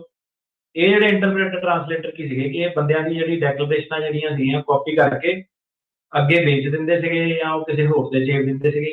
ਇਹ ਜਿਹੜੀ ਸੀਗੀ ਪ੍ਰੋਬਲਮ ਕਮਿਊਨਿਟੀ 'ਚ ਕਾਫੀ ਸੀਗੀ। ਹੁਣ ਕੋਰਟ ਦੇ ਵਿੱਚ ਕੀ ਹੁੰਦਾ ਕਿ ਇਹੀ ਚੀਜ਼ਾਂ ਜਿਹੜੀਆਂ ਜਦੋਂ ਘੁੰਮ ਫਿਰ ਕੇ ਸਾਹਮਣੇ ਆਉਂਦੀਆਂ ਤੇ ਉਹ ਕਹਿੰਦਾ ਕਿ ਤੇਰੇ ਵੀ ਬਿਆਨ ਸੇਮ, ਉਹਦੇ ਵੀ ਬਿਆਨ ਸੇਮ। ਹੁਣ ਕਈ ਵਾਰੀ ਕੀ ਹੁੰਦਾ ਕਿ ਆਹ ਵਾਲੇ ਬੰਦੇ ਦੀ ਤਰੀਕ ਅੱਗੇ ਮੂਵ ਹੋ ਗਈ 1 ਸਾਲ, ਜਿਹੜਾ ਦੂਜਾ ਜਿਹਨੇ ਕਾਪੀ ਕੀਤਾ ਉਹਦੀ ਪਹਿਲਾਂ ਗਈ। ਉਸ ਸਿਨੈਰੀਓ ਦੇ ਵਿੱਚ ਤੁਸੀਂ ਕੀ ਕਰੋਗੇ? ਦੋਨਾਂ ਦੇ ਥੱਲੇ ਸੇਮ ਟ੍ਰਾਂਸਲੇਟਰ ਦੇ ਜਿਹੜੇ ਸਾਈਨ। ਸੋ ਇਦਾਂ ਦੀ ਜਿਹੜੀ ਚੀਜ਼ਾਂ ਸੀਗੀਆਂ ਉਹ ਕੰਮ ਖਰਾਬ ਕਰਦੀਆਂ ਸੀਗੀਆਂ। ਕਈ ਲੋਕੀ ਮੈਂ ਖੁਦ ਦੇਖੇ ਹੋਏ, ਉਹਨਾਂ ਦੇ ਕੇਸ ਪਾਸ ਹੋਏ ਆ ਬੰਦੇ ਦੇ, ਉਹਨਾਂ ਨੇ ਫੁਗੜੀ 'ਚ ਆ ਕੇ ਆਪਣੇ ਬਿਆਨ ਸ਼ੇਅਰ ਕੀਤੇ ਹੋਏ ਆ। ਆਪਣੇ ਬਿਆਨ ਉਹਨਾਂ ਨੇ WhatsApp ਤੇ ਸ਼ੇਅਰ ਕੀਤੇ ਅੱਗੇ ਤੋਂ ਅੱਗੇ। ਅੱਛਾ। ਤੇ ਇੱਕ ਵਾਰੀ ਆਫਿਸ ਮੈਨੂੰ ਲੌਬੀ 'ਚ ਬੰਦਾ ਮਿਲਿਆ ਵੀ ਕਹਿੰਦਾ ਫਲਾਣੇ ਬੰਦੇ ਦਾ ਕਹਿੰਦਾ ਕੇਸ ਪਾਸ ਕਰਾਇਆ ਸੀਗਾ, ਫਲਾਣੀ ਕੰਟਰੀ ਤੋਂ ਸੀਗਾ ਏਦਾਂ। ਤੇ ਮੈਂ ਕਿਹਾ ਤੈਨੂੰ ਕਿੱਦਾਂ ਪਤਾ? ਕਹਿੰਦਾ ਉਹਨਾਂ ਦਾ ਨਾਮ ਨਾ ਯਾਦ ਆਵੇ ਬੰਦੇ ਦਾ। ਮੈਂ ਕਿਹਾ ਬੰਦੇ ਦਾ ਨਾਮ ਕੀ ਸੀਗਾ ਕੇਸ ਦੇ ਬਾਅਦ? ਕਹਿੰਦਾ ਮੈਨੂੰ ਨਾਮ ਨਹੀਂ ਪਤਾ, ਪਰ ਕਹਿੰਦਾ ਭਾਜੀ ਮੇਰੇ ਕੋਲ ਦੇਖੋ ਡੈਕਲੇਰੇਸ਼ਨ ਹੈਗੀ WhatsApp 'ਚ ਉਹਨੇ ਕੀਤੀ। ਮੈਨੂੰ ਲਾਇਆ, ਮੈਂ ਕਿਹਾ ਯਾਰ ਤੂੰ ਕਿੱਦਾਂ ਦੀਆਂ ਮਤਲਬ ਗੱਲਾਂ ਕਰੀ ਜਾਂਦਾ, ਕੌਨਫੀਡੈਂਸ਼ੀਅਲ ਤੇਰੀ ਇਨਫੋਰਮੇਸ਼ਨ ਆ, ਤੂੰ ਲੋਕਾਂ ਦੇ ਨਾਲ ਜਿਹੜਾ ਕਰੀ ਜਾਂਦਾ ਅੱਗੇ ਟ੍ਰਾਂਸਲੇਟਰ ਜਿਹੜੇ ਦੂਜੇ ਆ। ਸੋ ਇਹ ਚੀਜ਼ ਸੀਗੀ ਕਿ ਇਹ ਹੁਣ ਇਹ ਸਾਰੀਆਂ ਚੀਜ਼ਾਂ ਜਿੱਦਾਂ ਤੁਹਾਨੂੰ ਇਹ ਜਿਹੜੀ ਖਬਰ ਦੱਸ ਰਹੇ ਆ ਕਿ ਇਹਦੇ ਲੌਂਗ ਇੰਪਲੀਕੇਸ਼ਨ ਜਿਹੜੇ ਇਹਦੇ ਹੈਗੇ ਆ। ਤੁਹਾਨੂੰ 2022-23 ਦੇ ਵਿੱਚ ਜ਼ਰੂਰ ਲੱਗਦਾ ਕਿ ਕੰਮ ਸੌਖਾ ਸੀਗਾ, ਵਕੀਲ ਜ਼ਿਆਦਾ ਬੋਲਦੇ ਆ ਏਦਾਂ, ਪਰ ਇਹ ਹੈ ਕਿ ਤੁਹਾਨੂੰ ਡਰਾਉਣ ਵਾਲੀ ਗੱਲ ਨਹੀਂ, ਤੁਹਾਨੂੰ ਜਿਹੜੀ ਸੱਚਾਈ ਹੈਗੀ ਆ ਉਹ ਦੱਸ ਰਹੇ ਆ ਜੀ। ਤੇ ਇਹ ਲੌਂਗ ਟਰਮ ਦੇ ਫਿਰ ਦੁਬਾਰਾ ਸੇਮ ਪਾਰਟੀ ਦੀ ਸਰਕਾਰ ਆ ਜਾਂਦੀ ਹੈ। ਅਜੇ 3 ਸਾਲ ਪਏ ਆ, ਫਿਰ ਤੁਸੀਂ ਅੱਗੇ 4 ਸਾਲ ਹੋਰ ਲਾ ਲਓ। ਸੋ ਇਹ ਚੀਜ਼ ਸੀ ਕਿ ਆਪਣੀ ਥੋੜੀ ਜਿਹੀ ਸਤਰਕਤੀ ਇਹਦੇ ਵਿੱਚ ਵਰਤੋ, ਠੀਕ ਆ। ਜਿਹੜੀਆਂ ਸੱਜਣ ਮਿੱਤਰ ਯਾਰੀਆਂ ਦੋਸਤੀਆਂ ਸਭ ਟਾਈਮ ਦੀਆਂ ਗੱਲਾਂ ਹੁੰਦੀਆਂ, ਠੀਕ ਆ। ਜਿਹਨਾਂ ਦੇ ਨਾਲ ਜਿਹੜੇ ਹੈਗੇ ਕੋਈ ਕੰਮ ਨਹੀਂ ਆਉਂਦਾ। ਆਪਾਂ ਦੇਖਿਆ ਵਾ ਬੰਦੇ ਆਪ ਕਹਿੰਦੇ ਆ ਤੁਸੀਂ ਸਹੀ ਕਹਿੰਦੇ ਹੈਗੇ ਰੇਡੀਓ ਤੇ ਕੰਮ ਪਤਾ ਕਿਉਂ ਨਹੀਂ ਆਉਂਦੇ? ਉਹਨੂੰ ਪਤਾ ਕਿ ਜਿਹੜਾ ਹੁਣ ਟੈਕਸਸ ਚਲ ਗਿਆ, ਲੁਧਿਆਣਾ ਚਲ ਗਿਆ, ਇਹਨੇ ਡਿਪੋਰਟ ਹੋ ਜਾਣਾ ਜਾਂ ਇਹਨੇ ਮੇਰੇ ਪੈਸੇ ਨਹੀਂ ਦੇਣੇ, ਮੈਂ ਤੇ ਪੈਸੇ ਕਿਉਂ ਲਾਵਾਂ? ਮਤਲਬ ਕਹਿਣ ਦਾ ਮਤਲਬ ਇਹ ਹੈ ਕਿ ਬੰਦਾ ਐਂਡ ਆਫ ਦਾ ਡੇ ਆਪਣੇ ਦਮ ਤੇ ਆਪ ਹੀ ਖੜਾ, ਉੱਥੇ ਖੜਾ। ਕਿਸੇ ਦੀ ਬਾਂਹ ਫੜ ਹੋ ਜਾਂਦੀ ਹੈ, ਕਿਸੇ ਦੀ ਨਹੀਂ ਫੜਦੇ। ਤੇ ਅਲਟੀਮੇਟਲੀ ਇਹ ਹੈ ਕਿ ਤੁਸੀਂ ਆਪਣਾ ਪੇਪਰ 'ਚ ਜਿਹੜਾ ਕੰਮ ਉਹ ਨਾ ਖਰਾਬ ਕਰੋ। ਤੇ ਆ ਜਿਹੜਾ ਹੁਣ ਸੀਗਾ ਮਸਲਾ ਸਾਰਾ ਕਿ ਲੀਗਲ ਪ੍ਰੋਫੈਸ਼ਨਲ ਦੀ ਹੈਲਪ ਲੈਣ ਦੀ ਲੋੜ ਹੈ। ਕਈ ਸਾਡੇ ਖੁਦ ਦੇ ਕੇਸ ਹੈਗੇ ਆ, ਵਾਪਸ ਘੁੰਮ ਕੇ ਆਏ ਆ। ਇਨਵੈਸਟੀਗੇਸ਼ਨ ਹੋ ਗਈ ਕਿਸੇ ਦੀ ਇੰਟਰਵਿਊ ਦੇ ਵਿੱਚ ਉਹਨਾਂ ਨੇ ਕੋਈ ਚੱਕਰ ਪਾਤਾ, ਕਿਸੇ ਦੇ ਫਾਰਮ ਗਲਤ ਭਰਤੇ ਪੈਰਾਲੀਗਲ ਨੇ। ਸੋ ਹੀ $200-500 ਬਚਾਉਣ ਵਾਲੀ ਜਿਹੜੀ ਗੱਲ ਆ ਜਾਂਦੀ ਆ, ਬਾਅਦ 'ਚ ਬਹੁਤ ਜ਼ਿਆਦਾ ਮਹਿੰਗਾ ਪੈਂਦਾ। ਕਿਉਂ ਮਹਿੰਗਾ ਪੈਂਦਾ? ਕਿਉਂਕਿ ਜਿਹੜਾ ਫਾਰਮ ਭਰਨ ਵਾਲਾ ਬੰਦਾ ਉਹ ਫਾਰਮ ਫਿਲਰ ਹੈਗਾ, ਉਹਨੂੰ ਕੋਈ ਹੋਰ ਦੂਰ ਅੰਦੇਸ਼ੀ ਤਾਂ ਹੈ ਨਹੀਂ, ਉਹਨੂੰ ਕੋਈ ਕੀ ਮਸਲਾ ਚੱਲਦਾ ਕਿੰਨਾ ਚੱਲਦਾ, ਉਹਨੇ ਫਾਰਮ ਹੀ ਭਰਨੇ। ਤਾਂ ਕਰਕੇ ਉਹ ਫਾਰਮ ਦੇ ਵਿੱਚ ਗੜਬੜਾਂ ਕਰ ਦਿੰਦੇ ਇੱਦਾਂ ਦੀਆਂ, ਜਿਹਦੇ ਨਾਲ ਕਿ ਰੈੱਡ ਫਲੈਗ ਹੋ ਜਾਂਦੇ। ਅੱਗੇ ਪਿੱਛੇ ਚੀਜ਼ਾਂ ਦੇਖਦੇ ਨਹੀਂ, ਕੌਸ਼ੀਅਸ ਦੇਖਦੇ ਨਹੀਂ ਕਿ ਸਾਇਲਮ 'ਚ ਕੀ ਆ, ਕਿਹੜੇ ਨਾਮ ਵਰਤੇ ਆ, ਕਿੰਨਾ ਸੀਗਾ। ਇਨਫੋਰਮੇਸ਼ਨ ਗਲਤ ਭਰ ਦਿੰਦੇ, ਕਈ ਵਾਰੀ ਅਰੈਸਟ ਦੇ ਰਿਕਾਰਡ ਛੱਡ ਦਿੰਦੇ ਆ। ਇਹ ਜ਼ਰੂਰ ਹੋ ਸਕਦਾ ਕਿ ਕਈ ਜਿਹੜੇ ਪੈਰਾਲੀਗਲ ਆ ਉਹ ਸੁਣ ਕੇ ਆਹੀ ਆਪਣੀ ਬੋਲੀ ਬੋਲਣ ਲੱਗ ਪੈਂਦੇ, ਸਾਡਾ ਜੋ ਸੁਣ ਕੇ ਸੇਮ ਉਹਨਾਂ ਨੇ ਟਿਕਟੌਕ ਦੀ ਵੀਡੀਓ ਬਣਾ ਦੇਣੀ ਹੈ, ਕੁਛ ਬਣਾ ਦੇਣਾ। ਪਰ ਗੱਲ ਇਹ ਕਿ ਡਿਲੀਜੈਂਟਲੀ ਕੰਮ ਨਹੀਂ ਕਰਦੇ। ਹੁਣ ਤੁਸੀਂ ਜਦੋਂ ਸਾਡੇ ਸਟਾਫ ਆਉਂਦੇ ਆ ਨਾ, ਤੁਸੀਂ ਦੇਖਦੇ ਆ ਕਦੀ ਏਦਾਂ ਨਹੀਂ ਹੈਗਾ ਕਿ ਮੈਂ ਕੋਈ ਆਮ ਬੰਦਾ ਜਿਹੜਾ ਲਿਖ ਪੜ੍ਹ ਨਹੀਂ ਸਕਦਾ ਹੈਗਾ ਉਹਨੂੰ ਮੈਂ ਕੋਈ ਕੇਸ ਮੈਨੇਜਰ ਬਣਾਤਾ। ਸਾਰੇ ਲਾਅ ਟ੍ਰੇਨਿੰਗ ਵਾਲੇ ਆਫਿਸ ਦੇ ਵਿੱਚ ਤੁਸੀਂ ਇੱਕ ਦੇਖੋ ਕਿ ਜਿਹੜੇ ਬੰਦੇ ਆਪਣੇ ਨਾਲ ਮਿਲਦੇ ਵਰਤਦੇ ਆ, ਉਹਨਾਂ ਨੂੰ ਪਤਾ ਕਿ ਸਟਾਫ ਦਾ ਲੈਵਲ ਕੀ ਹੈ। ਤੇ ਲੋਕੀ ਹੋਰ ਆਫਿਸਾਂ 'ਚ ਵੀ ਜਾਂਦੇ ਆ, ਮਿਲਦੇ ਵਰਤਦੇ ਆ, ਤੁਹਾਨੂੰ ਦੂਜਿਆਂ ਦਾ ਵੀ ਪਤਾ ਕੀ ਹੈ। ਸੋ ਉਹਦੇ ਵਿੱਚ ਜਿਹੜੀ ਚੀਜ਼ ਆ ਗਈ ਨਾ ਕਿ ਲੈ ਯਾਰ ਇਹ ਵਕੀਲ ਤਾਂ ਔਖਾ ਬੜਾ, ਇਹਦਾ ਸਵਾਲ ਬਹੁਤ ਪੁੱਛਦਾ ਹੋਵੇ, ਉਹ ਤੁਹਾਡੇ ਫਾਇਦੇ ਦੀ ਗੱਲ ਆ, ਉਹ ਤੁਹਾਡੇ ਨੁਕਸਾਨ ਦੀ ਗੱਲ ਨਹੀਂ ਹੈਗੀ, ਉਹ ਤੁਹਾਡੇ ਫਾਇਦੇ ਦੀ ਗੱਲ ਆ। ਉਹੀ ਜਿਹੜਾ ਸੀਗਾ, ਜਿਹੜਾ ਬਾਏ ਲਾਅ ਉਹੀ ਸਹੀ ਮੈਥਡ ਹੈਗਾ ਹਰੇਕ ਚੀਜ਼ ਦਾ। ਸੋ ਆਹ ਚੀਜ਼ਾਂ ਜਿਹੜੀਆਂ ਹੈਗੀਆਂ ਤੇ ਅਲਟੀਮੇਟਲੀ ਇਹ ਤਾਂ ਕਮਿਊਨਿਟੀ ਉਹ ਡਿਸਾਈਡ ਕਰੂਗੀ, ਕਿਉਂਕਿ ਹੁਣ ਜਦੋਂ ਬੰਦਾ ਫੜ ਹੋ ਜਾਂਦਾ, ਇਹ ਜਿਹੜਾ ਟ੍ਰਾਂਸਲੇਟਰ ਇਹਦਾ ਤੁਹਾਡਾ ਜੇਲ੍ਹ 'ਚ ਫੋਨ ਤੱਕ ਨਹੀਂ ਲਾ ਸਕਦਾ। ਉਹਨਾਂ ਨੇ ਕਹਿਣਾ ਯਾਰ ਇਹ ਬੰਦੇ ਨੂੰ ਆਪਾਂ ਅਲਾਉ ਨਹੀਂ ਕਰ ਸਕਦੇ, ਇਹ ਟੱਦੀ ਨਹੀਂ ਹੈਗਾ ਬੰਦਾ। ਤੇ ਏਦਾਂ ਬੜੇ ਲੋਕੀ ਜਿਹੜੇ ਫਸੇ ਹੋਏ ਆ ਤੇ ਇਹ ਜਿਹੜਾ ਪੱਲਾ ਝਾੜ ਜਾਂਦੇ ਆ, ਕਿਉਂਕਿ ਆਪਣਾ ਨਾਂ ਨਹੀਂ ਇਹਨਾਂ ਦਾ ਜਾਂਦਾ, ਪ੍ਰਪੇਅਰ 'ਚ ਆਪਣਾ ਨਾਂ ਨਹੀਂ ਪਾਉਂਦੇ। ਇੱਕ ਫਾਰਮ ਪ੍ਰਪੇਅਰ ਕਿੰਨੇ ਕੀਤੇ ਉਹ ਖਾਲੀ ਛੱਡਿਆ ਹੁੰਦਾ, ਬੰਦੇ ਨੇ ਆਪਣੇ ਸਾਈਨ ਹੁੰਦੇ ਆ। ਹੁਣ ਜਦੋਂ ਵਕੀਲ ਪ੍ਰਪੇਅਰ ਕਰਦਾ ਉਹ ਥੱਲੇ ਆਪਣਾ ਨਾਮ ਲਿਖਦਾ ਕਿ ਮੈਂ ਪ੍ਰਪੇਅਰ ਕੀਤਾ, ਉਹਦੇ ਲਾਅ ਆਫਿਸ ਨੇ ਪ੍ਰਪੇਅਰ ਕੀਤੀ ਹੈ।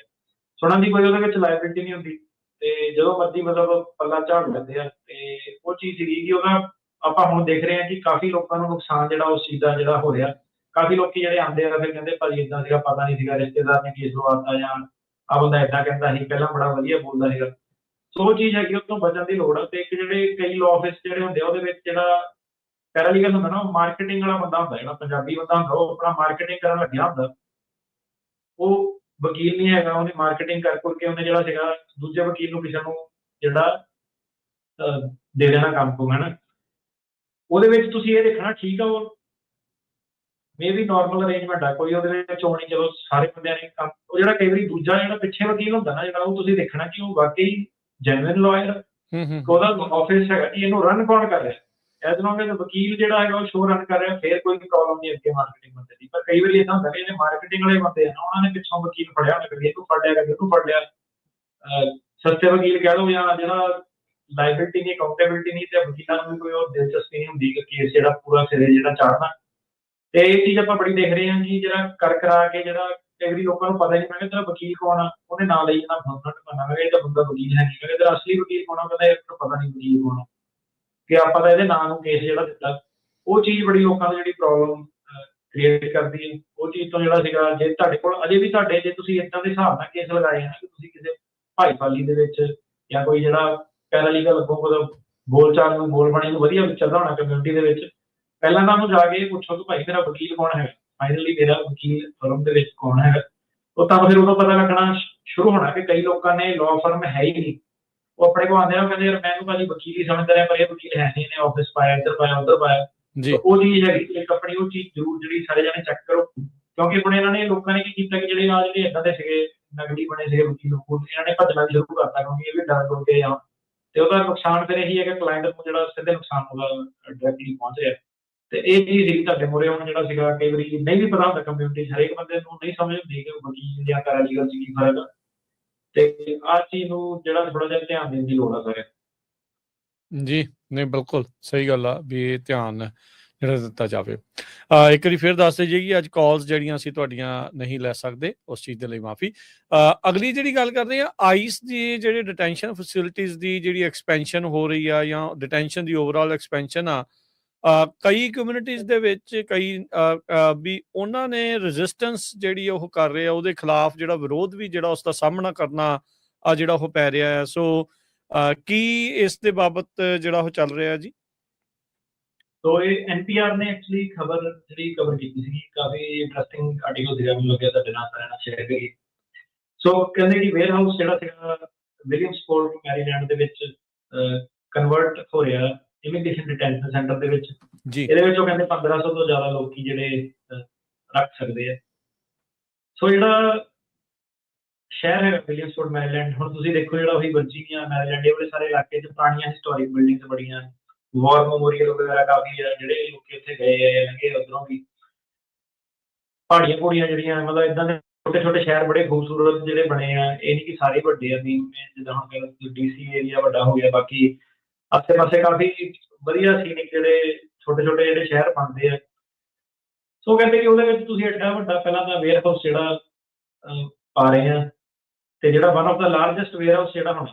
ਤੇ ਇਹ ਹੁਣ ਆਈਸ ਨੂੰ ਜਿਹੜੇ $45 ਬਿਲੀਅਨ ਜਿਹੜੇ ਦਿੱਤੇ ਆ ਕਿ ਤੁਸੀਂ ਵੇਅਰ ਹਾਊਸ ਬਣਾਓ, ਉਹਦੇ ਥੱਲੇ ਇਹ ਜਿਹੜੀ ਐਕਸਪੈਂਸ਼ਨ ਜਿਹੜੀ ਚੱਲ ਰਹੀ ਹੈ। ਇਹ ਹੁਣ ਜਿਹੜਾ ਡਿਟੈਂਸ਼ਨ, ਜਦੋਂ ਇਹ ਵੇਅਰ ਹਾਊਸ ਦੇ ਵਿੱਚ ਜਦੋਂ ਉਹਨਾਂ ਨੇ ਜੇਲ੍ਹ ਬਣਾ ਦੇਣੀ, ਤੇ ਇਹਦੀ ਹੁਣ ਰੈਜ਼ਿਸਟੈਂਸ ਜਿਹੜੀ ਸੀ ਕਿ ਡੈਮੋਕ੍ਰੈਟ ਵੀ ਜਿਹੜੇ ਵੋਟਰ ਸੀ ਉਹ ਵੀ ਕਰ ਰਹੇ ਆ, ਰਿਪਬਲਿਕਨ ਵੀ ਕਿ ਨਹੀਂ ਇਹ ਤੁਸੀਂ ਸਾਨੂੰ ਬਣਾਉਣੇ ਨਹੀਂ ਚਾਹੀਦੇ। ਤੇ ਜਦੋਂ ਉਹਨਾਂ ਦੀ ਇੰਟਰਵਿਊ ਕੀਤੀ ਤੇ ਇਹ ਕਹਿੰਦੇ ਕਿ ਇਹ ਬਹੁਤ ਵੱਡੇ ਡਿਟੈਂਸ਼ਨ ਸੈਂਟਰ ਹੈਗੇ ਆ, 8,25,000 ਸਕੁਅਰ ਫੀਟ ਦਾ ਵੇਅਰ ਹਾਊਸ ਹੈਗਾ, ਤੇ 1500 ਬੰਦੇ ਦੇ ਵਿੱਚ ਆਣੇ ਆ ਜਿਹੜੇ ਇਮੀਗ੍ਰੇਸ਼ਨ ਡਿਟੇਨੀ ਹੈ।